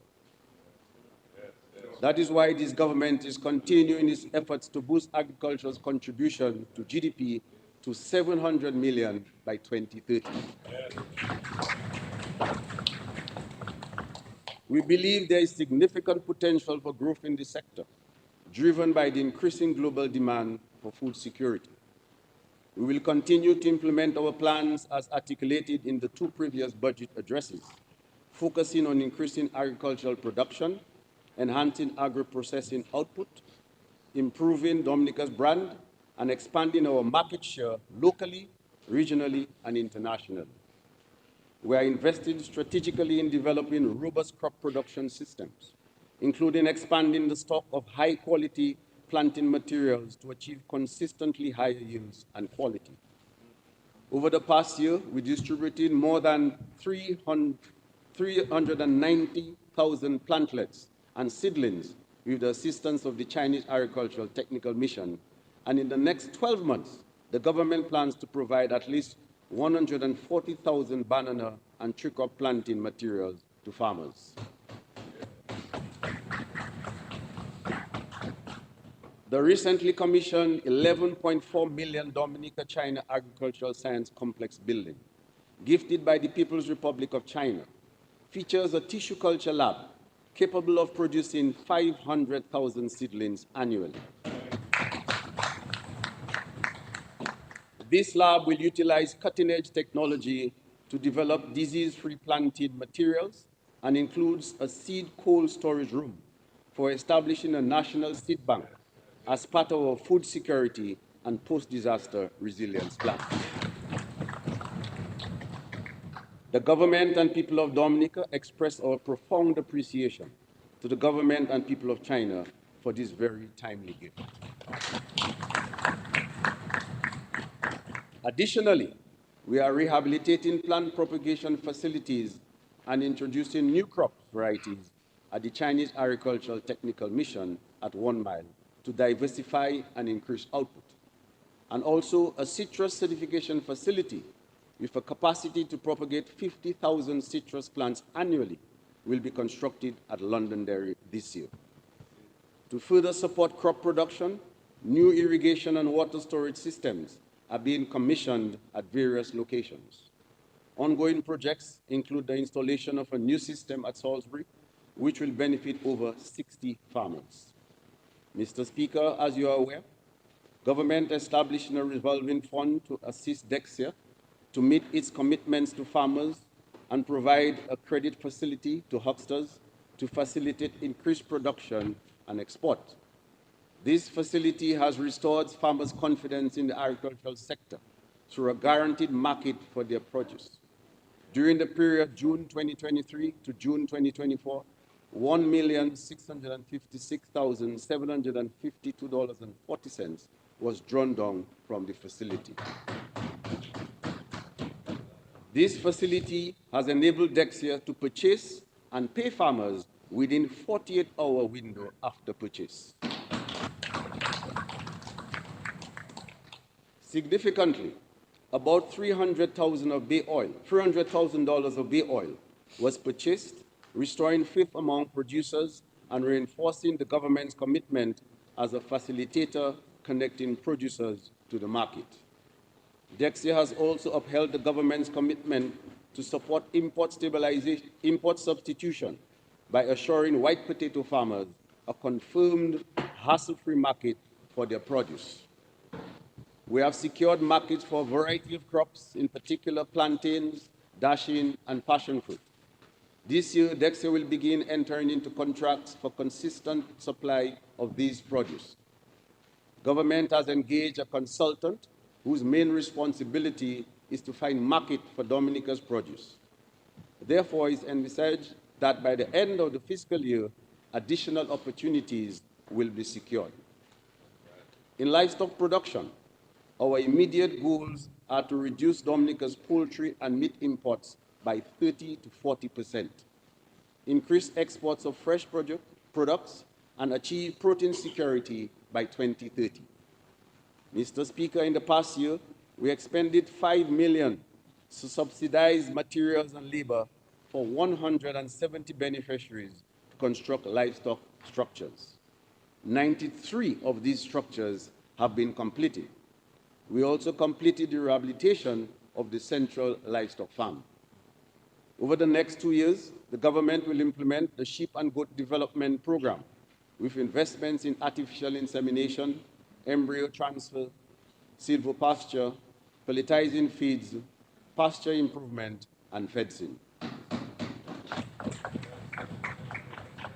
We will also expand broiler production with key investments such as the reconstruction of the abattoir at a cost of $6.5 million. Also, construction of an animal feed mill and development of local hatcheries. These investments are expected to increase livestock production, thereby decreasing our import on meat. Additionally, this government recognizes the importance of the culture industry. In this regard, 15 farmers will receive 100 hives to increase the production of honey by 100%.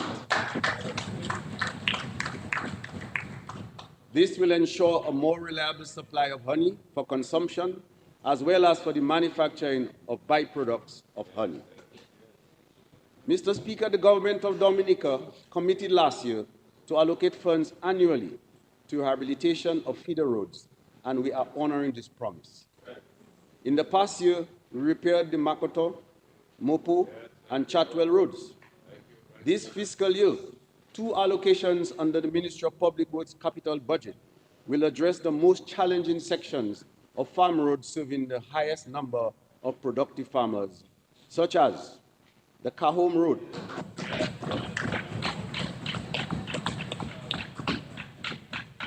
Petit Makushri Road in Salisbury,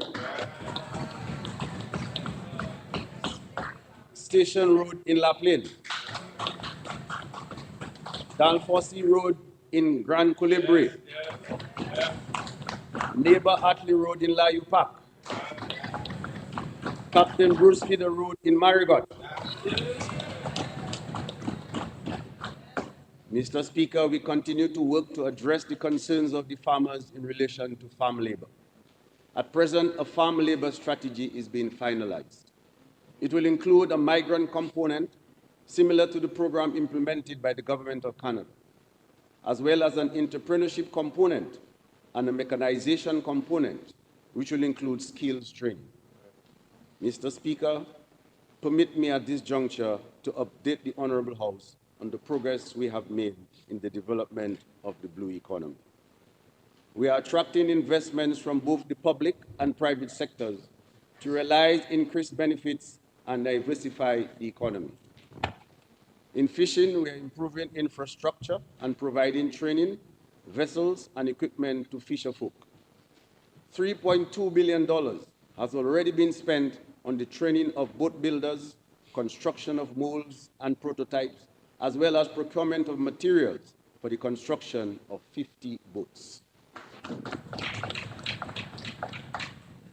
During this fiscal year, contracts will be awarded to boat builders for the construction of at least 30 of these boats. Furthermore, we will enhance the fish landing sites at Bioche, Dubla, Maho, Scotshead, Stowe, and Saint-Sauveur, while the fish vending areas at Fokole and Newtown will be upgraded as well. Mr. Speaker, we have traditionally focused on the fisheries and tourism aspects of the blue economy. But since 2022, this government has outlined a clear path to capitalize on the new opportunities within the sector. One key initiative is the establishment of the world's first sperm whale reserve. To this end, we are ensuring all prerequisites are in place. We have determined the exact location for the reserve, covering an area of 923.3 square kilometers, approximately 12 nautical miles off the west coast of Dominica in the Caribbean Sea, representing 3.2% of Dominica's exclusive economic zone. This location was selected based on an analysis of critical areas for the whales with minimal impact on shipping and trade. We have completed stakeholder consultations on the draft legislation and are incorporating their feedback. This legislation provides for the creation of a sperm whale office, a new licensing regime, and a detailed sperm whale management plan. We expect to present the final draft legislation to the House by October 2024 and to establish the reserve by November 1, 2024.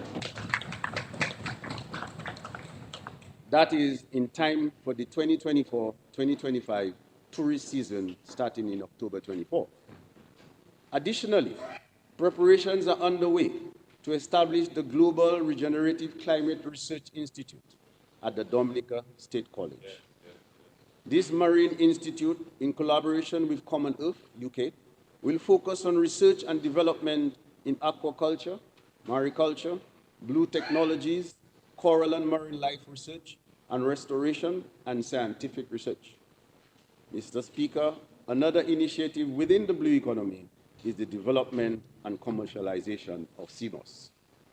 Although CMOS is a vital component of the blue economy, its full potential remains untapped in Dominica. There is potential to produce CMOS on a large scale for both local consumption and export. Therefore, the government has begun increasing investments to boost CMOS production. Last fiscal year, we provided equipment, training, and planting material to CMOS farmers. This year, we plan to further increase CMOS production by identifying new production sites and producers. We are currently supporting the establishment of an ex situ coral nursery in Soufriere in collaboration with the Nature Island Dive Water Sports Operation and Ocean Forward. This coral restoration initiative is an adaptive measure to mitigate some coastal impacts. This is a timely intervention given the impacts of climate change on coastal resources. Rising sea temperatures, sedimentation, coral bleaching, coral diseases, and invasive species threaten not only the livelihoods of coastal communities, but also the ecosystem that sustain them. Mr. Speaker, we're encouraged by the quality and quantity of Dominican products in the market. Visit any supermarket in the city, and you will see the wide array of local products on the shelves. We commend our agro-processors for their innovative spirit and will continue to assist them to expand and grow their enterprises. Mr. Speaker, in addition to the agricultural production to achieve $700 billion in agricultural contribution to GDP by 2030, Dominica must enhance its agro-processing and value-added capabilities. There is potential for more local produce to be processed and packaged or used as raw material for the manufacturing of new products for local and export markets. The government has been working with agro-processors to increase production. We have provided grants, equipment, loads through the aid bank, and duty-free concessions to help reduce the cost of production and increase their efficiency and competitiveness. More support will be provided to agro-processors in this fiscal year. In addition to this support, we are responding to the request for space for agro-processors to operate. To this end, government, with the assistance of the Caribbean Development Bank, is finalizing the terms of reference for the design of a production facility for agro-processors. In the interim, an amount of $1 million has been allocated in this year's budget to support rental of hubs in at least 2 locations to provide additional space for small agro-processors to increase their production. Mr. Speaker, our investment in agriculture and agro-processing will not reap the anticipated benefits without public input. We are calling on all Dominicans to eat what we grow. Let us make informed choices about the food we consume and prioritize purchasing local products. Consuming local products and locally manufactured products increases demand within the agricultural sector, resulting in greater benefits for our farmers and the economy. We also encourage farmers to adopt sustainable farming methods, best practices for food safety, and ensure reliability and consistency of supply to markets. We are creating an enabling environment and supportive framework for the advancement of the agricultural sector, but we will need the participation of all stakeholders to meet our goals for food and nutrition security. Mr. Speaker, government continues to support micro, small, and medium enterprises through strategic partnerships and innovative programs. We aim to create a conducive environment for entrepreneurship to thrive, build wealth, and drive economic prosperity. In addition to the training, technical advice, and marketing support, we have provided access to financing through 2 critical facilities: loans from the aid bank, as well as guarantees for loans taken under the Eastern Caribbean Partial Guarantee Program, which is offered locally by the National Bank of Dominica. Furthermore, last year we introduced a fiscal incentive licensing program, similar to that which exists for large businesses. Under this program, MSMEs are able to benefit from duty-free concessions for importing equipment, raw materials, and supplies. Interested MSMEs may apply through the Small Business Unit. Mr. Speaker, the government of Dominica is committed to the development of comprehensive legislation that allows for safe access to cannabis products for medicinal and therapeutic use, while creating economic opportunities for growers and processors of the cannabis plant. In 2022, the government demonstrated its commitment to formalizing this sector by appointing a national task force to review existing legislation and develop a regulatory framework for the controlled distribution of cannabis and its various byproducts. A consultant legal draftsperson has been engaged to draft the legislation required to provide the solid legal foundation and framework necessary to enable Dominica to fully capitalize on and benefit from the economic potential of the growing medicinal cannabis industry. Mr. Speaker, upon the submission and passage of this legislation through Parliament, we will proceed with the development of a facility for the regulated cultivation and processing of cannabis byproducts for export,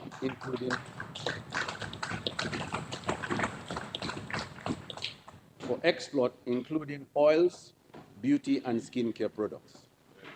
This initiative aims to create a sustainable industry with significant potential for generating revenue, creating jobs, and attracting investment opportunities. Also in this fiscal year, we will establish a cannabis authority and appoint a board of directors to oversee and manage the cannabis industry.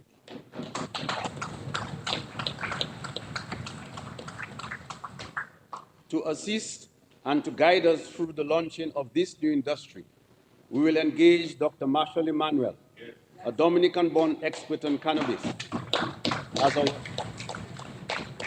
as our consultant advisor. Dr. Emmanuel has provided similar advice to several other countries. Mr. Speaker, I want to reassure the socially vulnerable people of Dominica that we have allocated funds to sustain all of the government's social programs. All.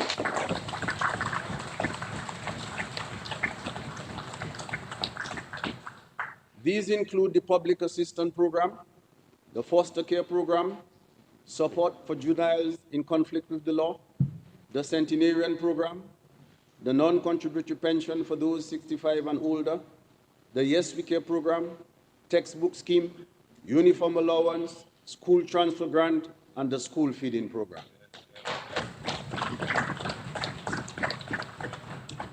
Our extensive portfolio of social assistance programs is unparalleled in the history of Dominica. As a compassionate, people-centered administration, we will continue to assist the socially vulnerable. This is a duty we uphold, a commitment that aligns with our values, and we will not abandon our responsibility to protect the vulnerable. During the last fiscal year, we handed over 249 homes. This year, Mr. Speaker, we'll be handing over an additional 361 homes. This is to ensure that our citizens have decent homes and can feel secure during severe weather. This is in line with our policy of social protection and people-centered development to enhance the quality of life and standard of living of every Dominican.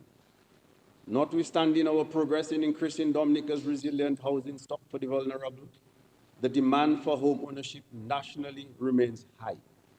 In the last fiscal year, the government sold 50 residential lots to applicants at various locations. In this fiscal year, government will make available for sale 163 lots at concessionary rates at Jimit, Hillsborough Garden, Cotton Hill, Union Estate, Canefield East, and Cabana View, formerly known as Jumbie Peace near Wesley. We also await Physical Planning Division approval for the future housing development at Warner. The banks and the credit unions have agreed to give special consideration, offering favorable mortgage rates and conditions. This project underscores our dedication to creating sustainable housing solutions for young professionals, public officers, and Dominicans living abroad.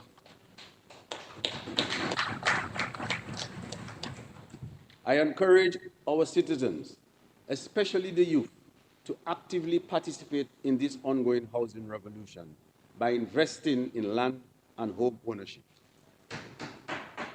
Don't shy away from taking a mortgage to build a home, which can also offer the opportunity for a second income through rental. This approach will help create generational wealth and contribute to the growth and stability of our communities. Mr. Speaker, we will all agree that housing is more than just four walls and a roof. It is the cornerstone of stability, security, and a catalyst for growth and prosperity.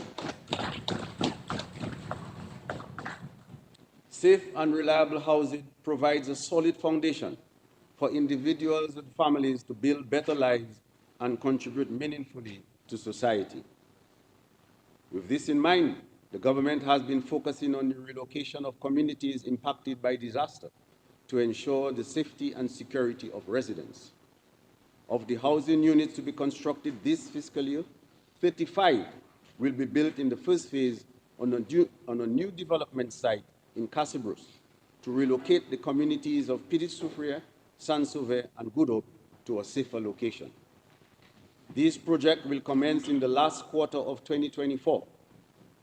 In addition, designs have been submitted to the Physical Planning Division for the relocation of Campbell residents as well.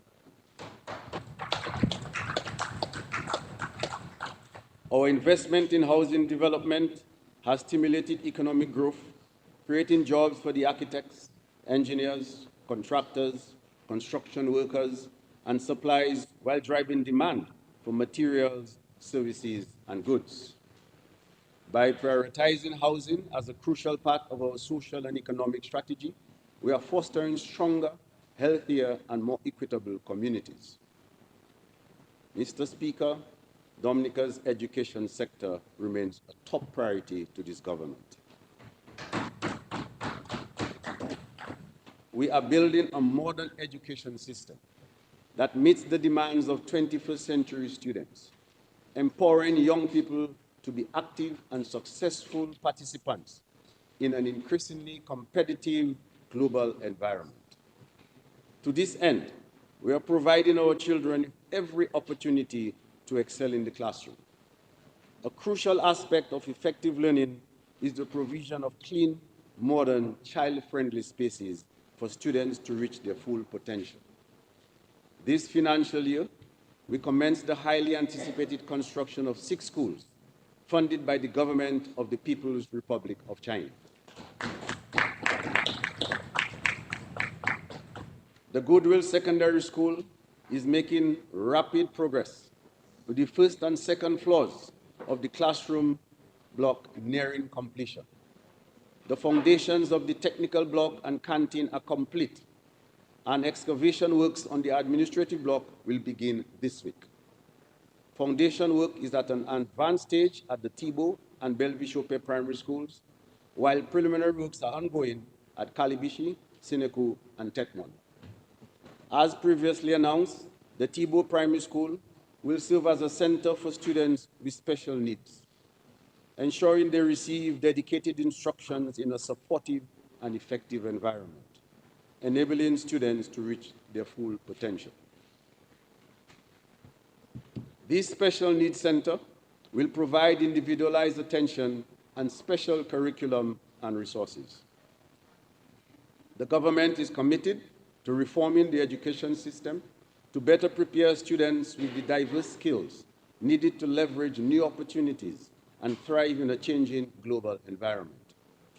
The Goodwill Secondary School will be established as a center of excellence for technical vocational education and training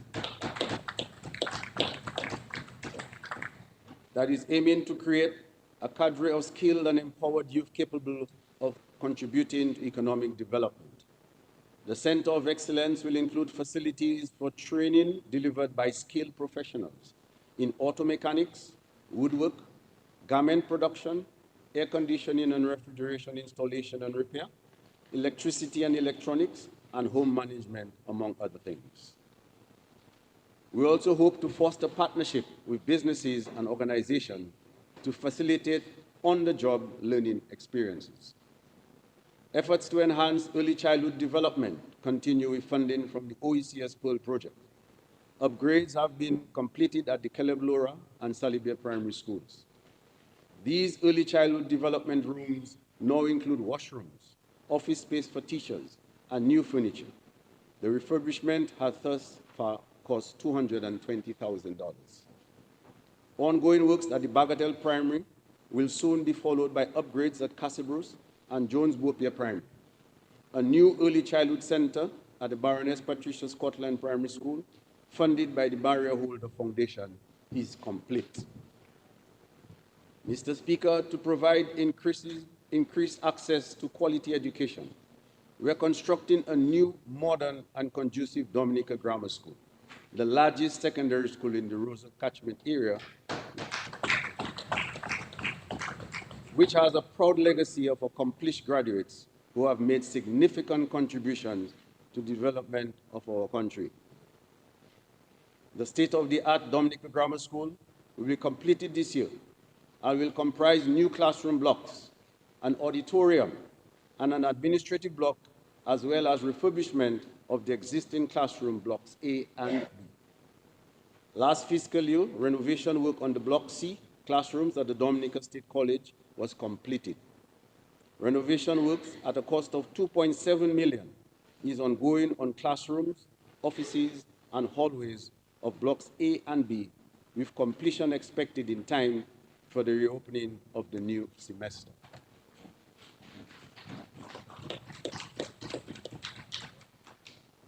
This is part of the government's commitment for comprehensive rehabilitation of the Dominica State College, including the revamping of the agriculture and auto mechanics programs, establishment of a hospitality institute, and improvement in accommodation for both teachers and staff to ensure we have a more conducive environment for learning and success. Mr. Speaker, I wish to emphasize, to support the government's investment in education, we must also emphasize the shared responsibility of teachers, parents, and students in the success of the education system. Mr. Speaker, it would be remiss of us to discuss sports in the Parliament today without acknowledging the outstanding performances of our national heroes, Kavim Hodge and Alec Atanaz, in the ongoing festival. Kavim Hodge has demonstrated tenacity, discipline, and impressive skills, and his accomplishments alongside his friend and teammate Alec Atanaz have brought immense pride and joy to the people of Dominica and the Caribbean. Mr. Speaker, we wonder why it took so much time for Kavim Hodge to be on the team. Nonetheless, he's here now. We extend our heartfelt congratulations to both of them and are confident that the sky is the limit for these two Dominican cricketing superstars. Their continued success is not only a source of national pride, but also a beacon of inspiration for aspiring athletes, proving that Dominica can indeed produce top-level sports professionals. Earlier this year, we also witnessed the impressive performance of young Stephen Pascal, who captained the West Indies under-19 cricket team during the International Cricket Council Youth Cup in South Africa. Addison James secured bronze in the under-20 boys category at the Caribbean Games. Dominica also won the boys and girls basketball and boys volleyball at the Windward Island School Games, contributing to our overall second-place finish. Additionally, Dominica placed third in the regional under-16 netball tournament, and Denick Luke won a bronze medal in the under-23 800 meters race at the North American, Central American, and Caribbean Athletics Association Championship in July of 2023. Dominica also shone on the international stage earlier this year when triple jumper Thea Lafort won our first gold medal at the World Indoor Athletics Championship. There is every indication, Mr. Speaker, that Thea Lafort is on course to medal at the Paris Olympics, and we send her well wishes from the government and people of Dominica for success at all these important games. We extend our congratulations to these young achievers and the many others who have excelled in the past year. As a demonstration of our commitment to advancing sports in Dominica and helping more of our youth achieve similar sporting glory, the government has established the National Sports Council and appointed former elite international cricket umpire Billy Doctorow as the chair. This council will be tasked with improving sports management, reviewing current sports legislation, and finalizing a comprehensive national sports policy. We are also continuing to make significant investments in sports infrastructure across the island, including a project to install lighting systems on 8 playing fields. So far, lights have been installed at Maho, Vickers, Grand Fort, Bellevue Chopin, Anse de May, while work continues on the Grandvilla, Centre Grande, and Soufriere playing fields. The government is upgrading the Wharton Waven, Woodfordale playing fields and constructing new outdoor hard courts in Penville, Portsmouth, and La Plaine. Additionally, Additionally, designs are being finalized for the construction of an indoor court in Portsmouth. And this year, we will undertake upgrades to the Daly's playing field and the Trafalgar basketball facility. Mr. Speaker, I wish to emphasize that our investments in sports infrastructure are not just about the physical structures. They are about fostering healthier and more connected communities. We must actively use these facilities. Let us not allow these investments to go to waste. Engaging in activities such as exercise groups, family sports days can strengthen community bonds and promote positive physical and mental health. The rise of non-communicable diseases in Dominica is a serious concern. Conditions like diabetes, hypertension, and heart disease are becoming more prevalent. Regular physical activity is a proven method to combat these ailments. By utilizing our sports facilities, we can encourage healthier lifestyles and reduce the incidence of NCDs, thereby fostering a more productive nation. Mr. Speaker, as all of us are aware, this government has been relentless in its quest to ensure health and wellness for all citizens. This is evident in the significant sums invested in health infrastructure, equipment, supplies, and human resources. We are thankful to God that this Dominica Labour Party government has been able to build 15 new state-of-the-art health and wellness facilities. This includes 2 modern hospitals, outfitting with cutting-edge equipment at par with many large countries across the world. In addition to these new amenities, government has hired a number of specialists to enhance the quality of existing services, as well as offer a variety of new health services which were not previously available in Dominica.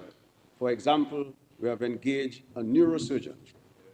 As a result, neurological surgeries are now being performed at the Dominica China Friendship Hospital, and we have established a new neuro outpatient clinic. Other new medical interventions and services are available in cardiology, radiology, anesthesia, ophthalmology, and vascular surgery and circulatory conditions. In the case of cardiology and radiology, the new services are as a direct result of capacity building of clinical and clinical support staff through a technical agreement between the government of Dominica and the People's Republic of China. Another new service, which was introduced last fiscal year, is nutritional and dietary counseling to patients on the medical ward. Patients are sensitized on proper diet for the medical conditions and a meal plan to prepare for patients upon discharge. Mr. Speaker, these deliberate targeted investments in health have resulted in improved health services, as well as a more authentically pleasing and comfortable environment for the patients, families, and staff. It is important to note, Mr. Speaker, that the government has delivered these technologically advanced and costly medical services to the public at absolutely no additional charge. Notwithstanding the significant improvements we have made, there are some other critical areas which the government is addressing to further enhance patient outcomes, as well as the patient and family experience when receiving care at our facilities. I speak specifically here about the new laws to better regulate health services, including regulation of health practitioners. Secondly, the establishment of more appropriate organizational substructures to manage and supervise day-to-day patient care.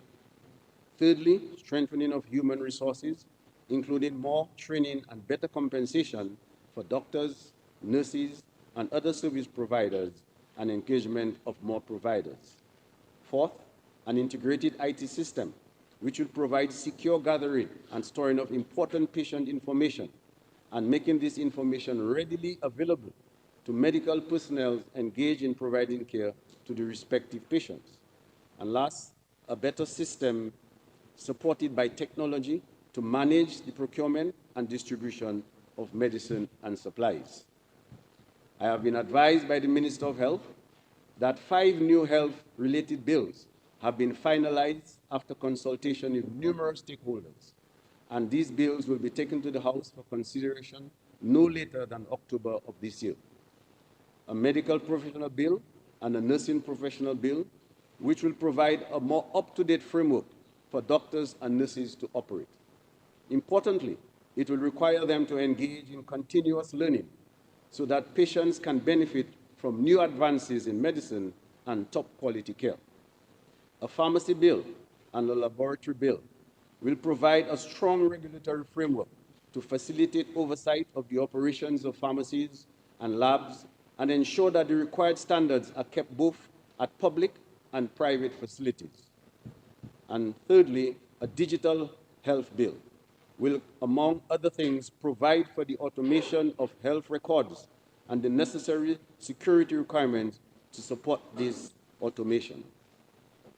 This new regulatory framework is expected to greatly contribute to improvement in services as healthcare providers, patients, and families will operate within the prescribed standards and requirements. To improve patient care and outcomes, increase efficiency, and to acknowledge the special skills of our nurses by providing greater opportunities for upward mobility, government has approved a new staffing structure for the nursing service.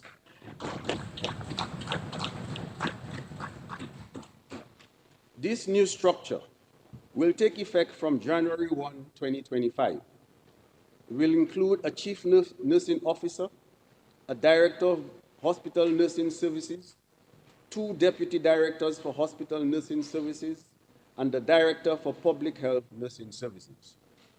Staff nurses will now be classified as registered nurse 1 and registered nurse 2. And nursing assistants will now be classified as licensed practical nurse 1 and licensed practical nurse 2. A new level of senior family nurse practitioner has also been created.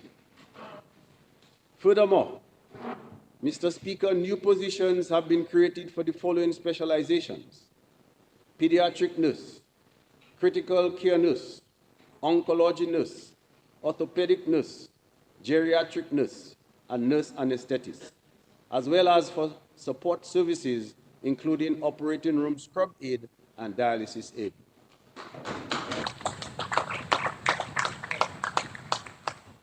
To ensure that the new structure achieves the desired objective, we have decided that all public sector nurses will remain employed by central government and be available for assignment throughout the state's healthcare system.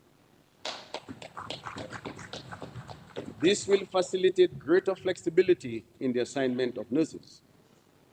Mr. Speaker, our next action is to implement a new structure for medical services. Government is currently reviewing a proposal which was prepared by the specialist doctors assigned to the Dominica Hospital Authority. Once this exercise is complete, we intend to approve and implement the new structure during this fiscal year. Another major advancement in health, the new health information management system will begin very shortly. EC 15.4 million contract has been awarded for the design, supply, and installation of a health management and information system. This system aims to revolutionize and modernize the operations of the healthcare services in Dominica. Patients' records will be stored electronically and be readily available to all healthcare providers within our hospitals and health centers. The new health management and information system will facilitate quicker, more efficient care, and ultimately better patient experience and outcomes.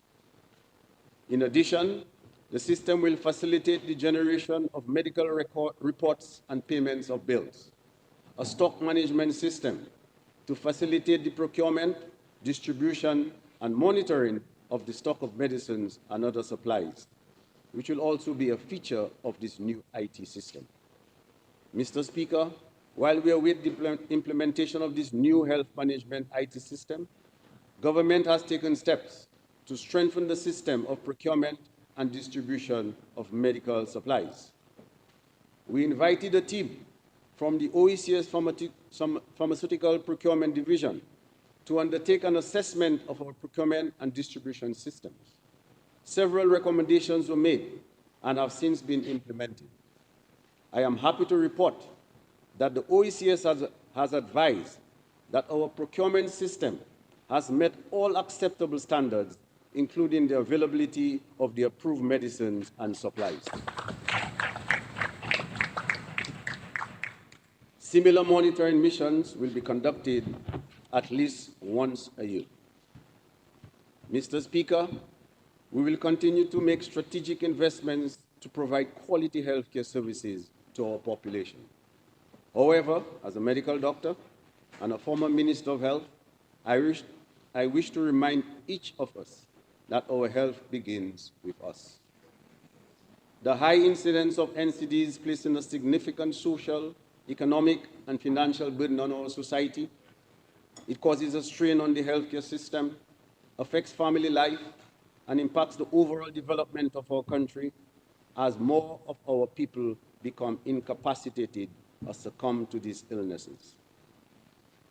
We must make a conscious effort to plant fruit trees in our yards and communities and make local juices. To this end, with effect from September 1, 2024, government will increase excise tax on sugar-sweetened beverages.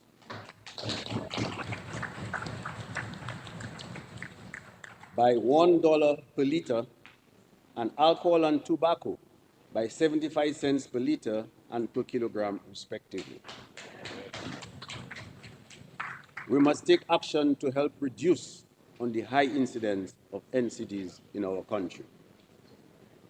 Let us, as a people, decide from today to act more responsibly and greater attention to our wellness and well-being so that we can live healthier and, God willing, longer lives.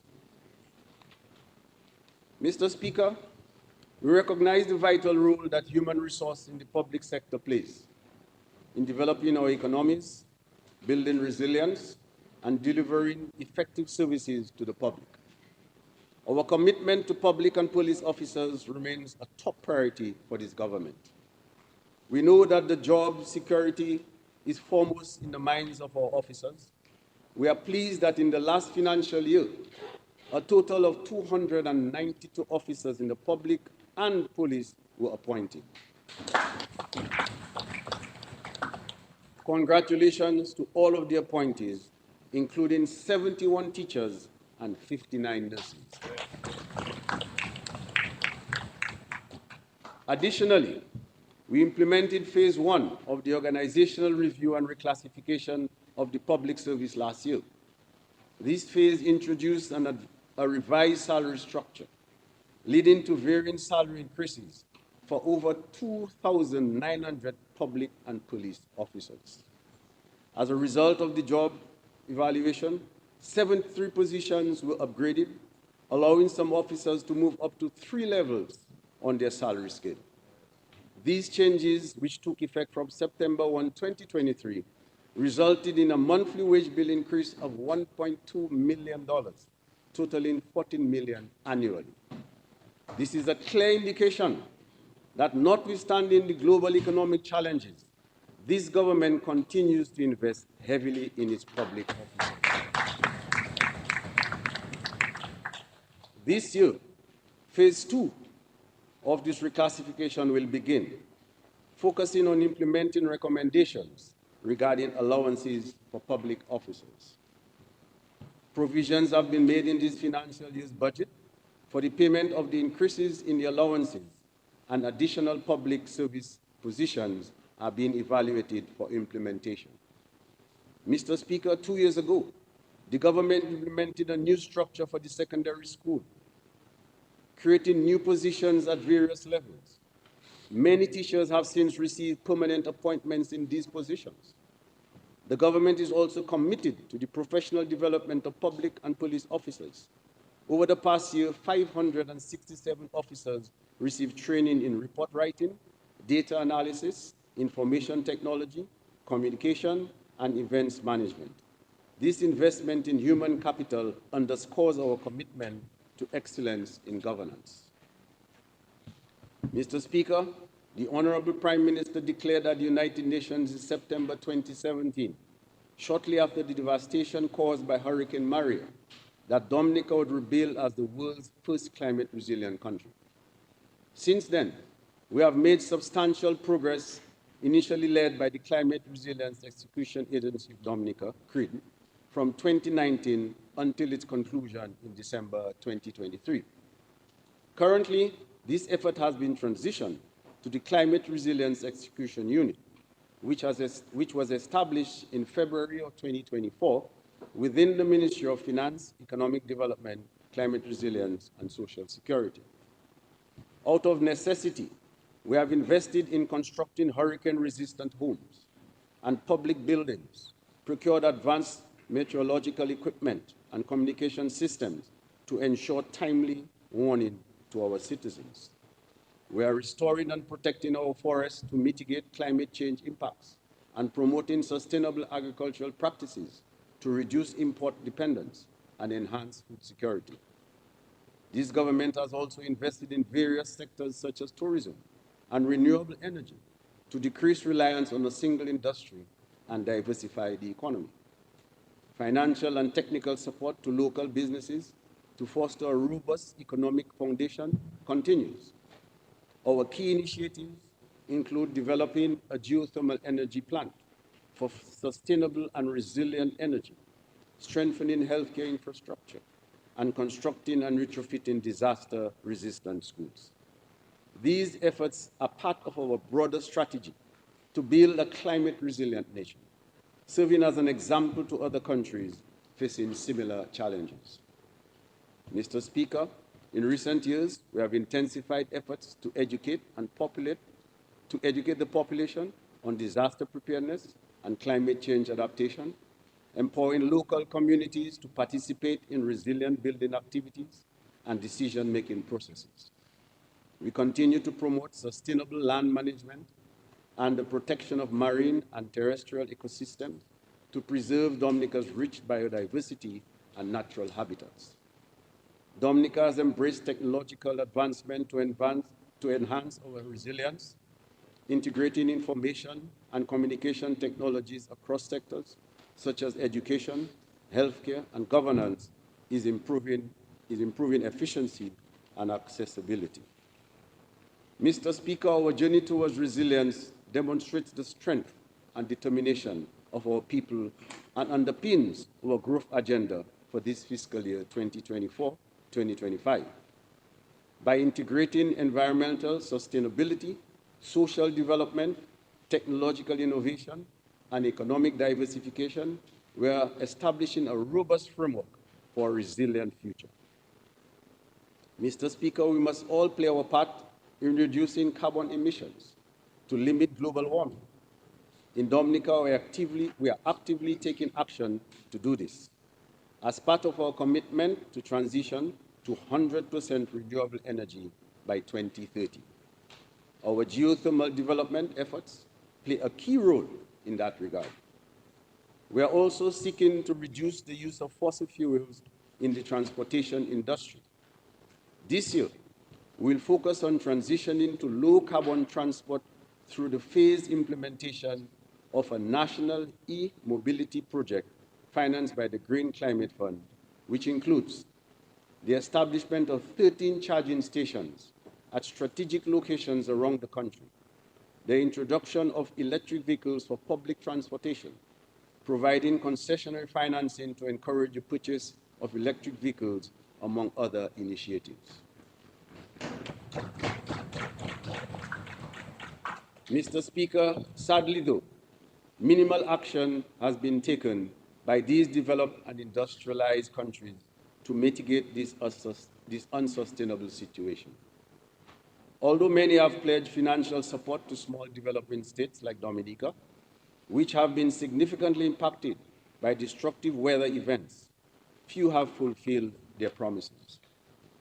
We are grateful to those who have contributed, but the administrative processes to access these resources must be streamlined.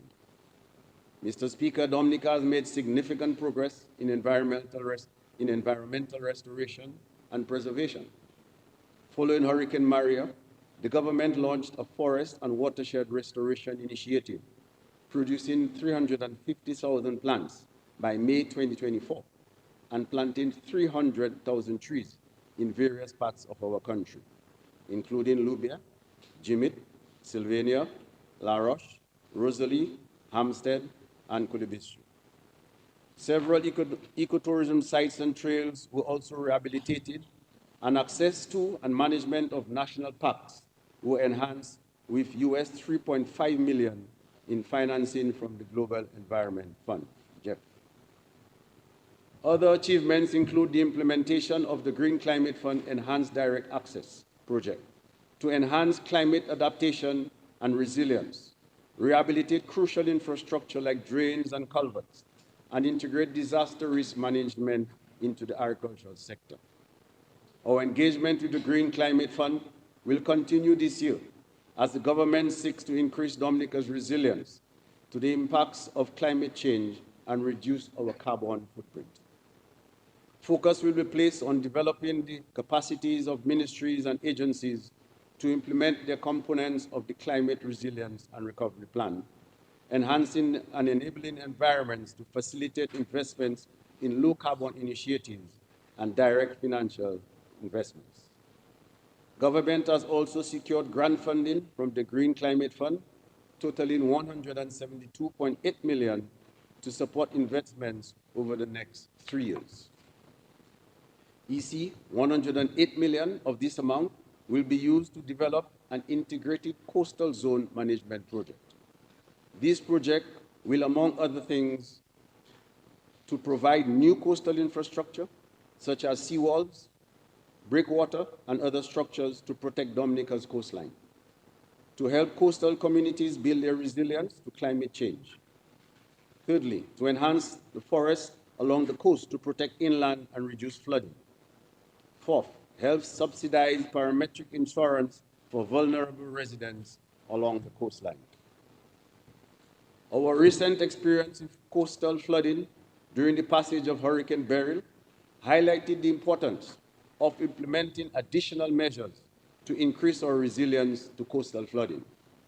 Therefore, Mr. Speaker, this is exciting news for the residents who reside and traverse in low-lying areas and for Dominica.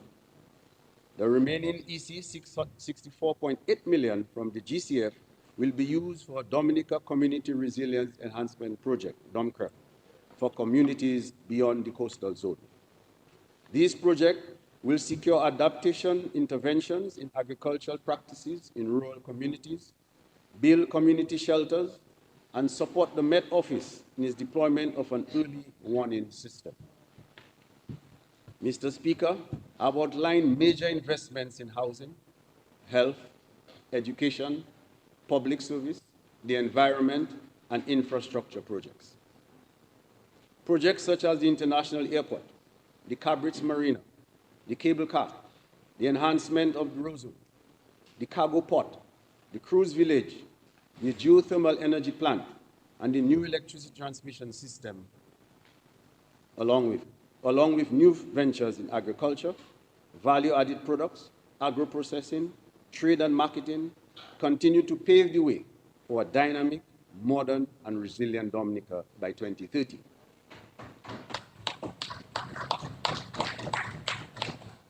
These efforts will create considerable business opportunities and numerous sustainable jobs, fostering prosperity among our citizens, including returning Dominicans. As a government, we are proud to be on track to achieve this significant transformation for Dominica. Mr. Speaker, the expenditure budget, which I just presented, to be financed from a combination of government's revenue, loans, and grants, together totaling $1,502.4 million, and broken down as follows. Recurrent revenue in the amount of $1,202.5 million. Capital revenue, $5.2 million.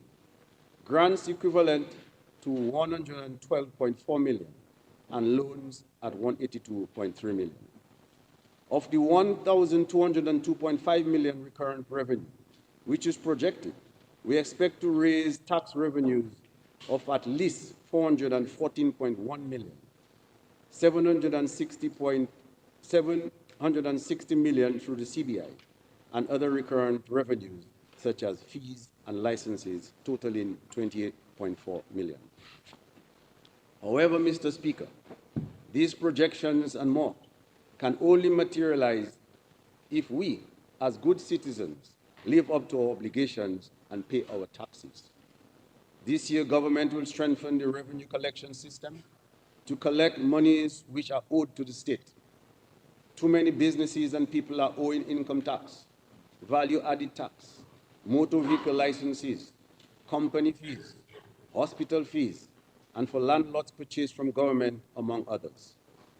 Taxes, licenses, and fees are our contribution to the effective running of the state, including maintenance of our roads, ensuring we have medicines and supplies at our health facilities, as well as nurses and doctors to provide services, securing the state, and ensuring that our children receive an education. These are just some of the reasons why we must pay taxes on time. If we do not pay our taxes, we are denying the state the revenue it needs to better provide for our citizens. Mr. Speaker, there are times you may hear government has not paid this contractor or that service provider. However, it is really our non-payment of our taxes which is often the main cause of this occurrence. To this end, Mr. Speaker, I take this opportunity to congratulate the many who continue to pay their taxes and licenses on time.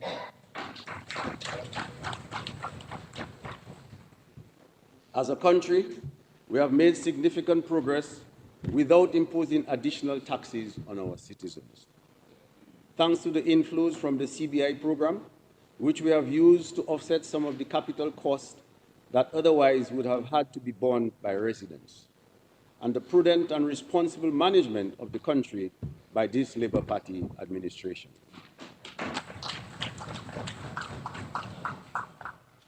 In further preparation for the transformation of our beautiful country and the tremendous opportunities we anticipate, government will this year increase collaboration with the private sector.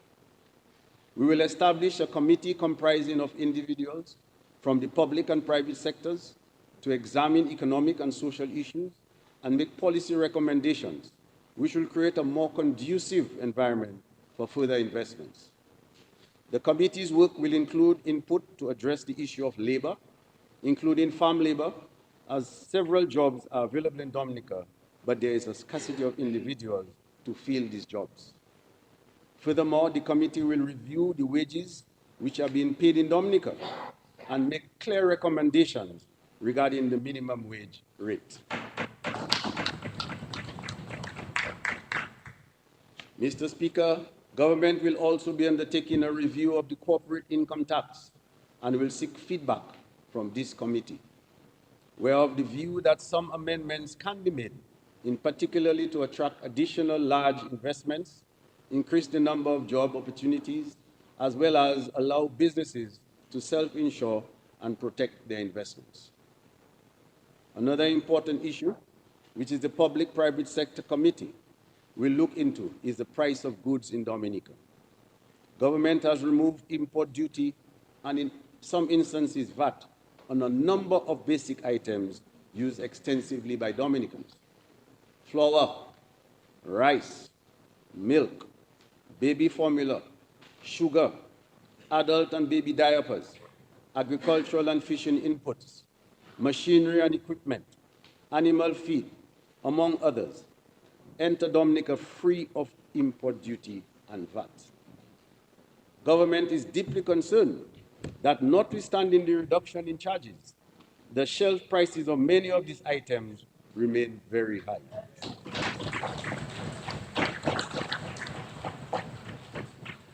For example, government removed a 15% VAT on duty on adult and baby disposable diapers. However, citizens have not benefited from government's effort to make these products cheaper.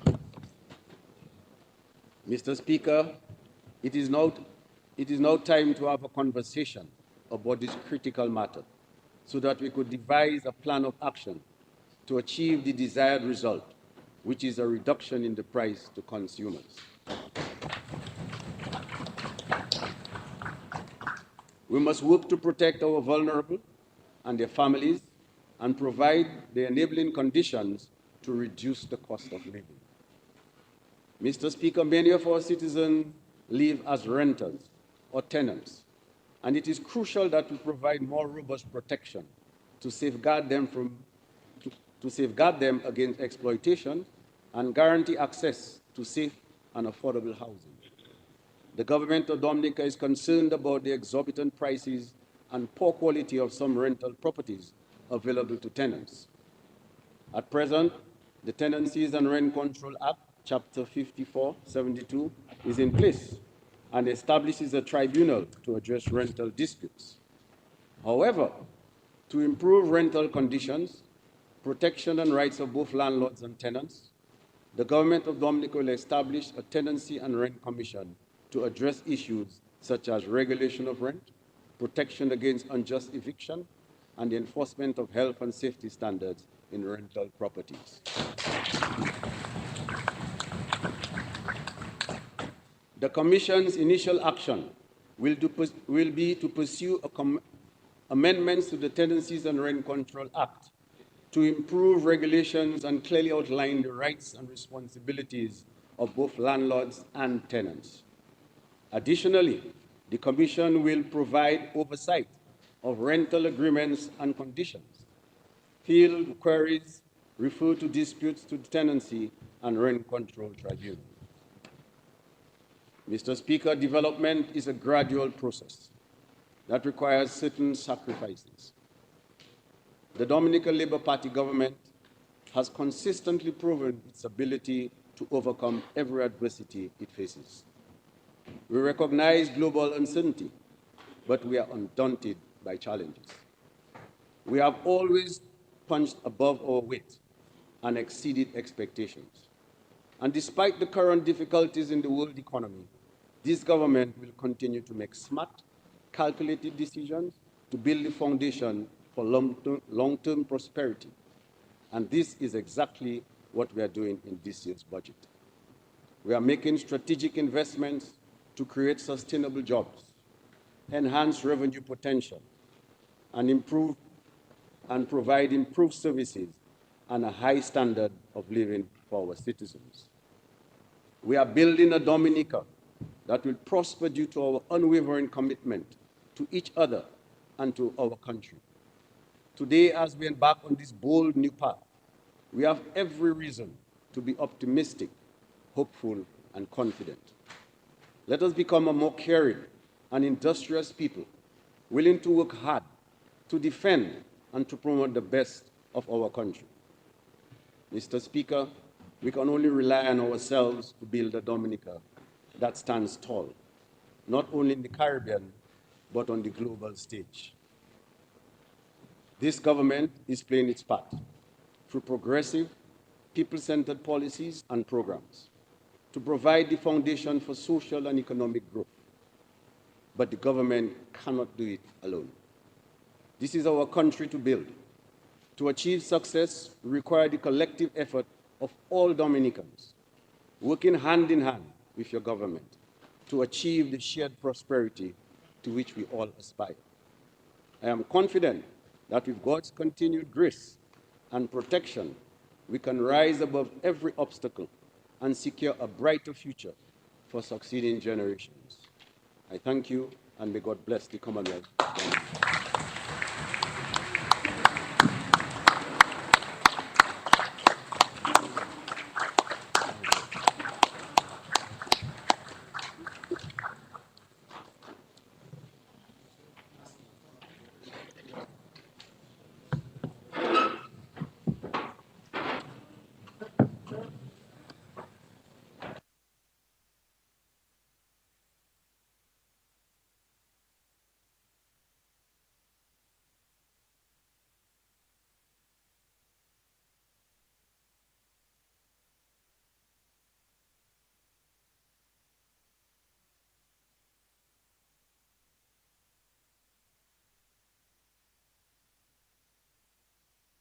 Mr. Speaker, Honorable Speaker.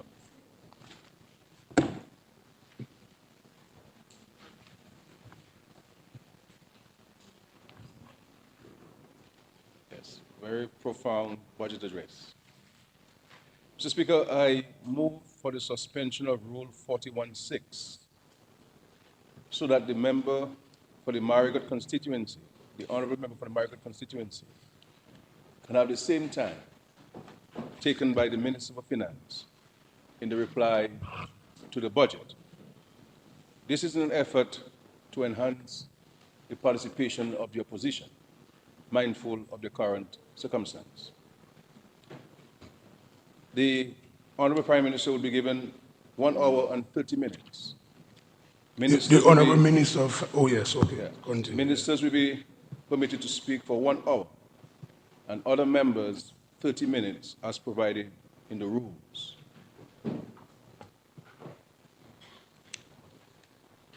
Mr. Speaker. So it has been moved and seconded that the Honorable Charles be given equal time to that of the Minister of Finance. Minister of Finance, ministers be given 1 hour, 1 hour, 1 hour, and the Prime Minister be given an hour and a half, and other members 30 minutes. Those in favor? Those against? The ayes have it. I'm not going to repeat all the different assignments in regards to time, but I'll repeat for the member, Honorable Anthony Charles. You'll be given equal time to the Minister of Finance. My record shows that the Minister of Finance started at 11:25 and ended at 1:19. So that's what the record shows. You have plenty time, boy.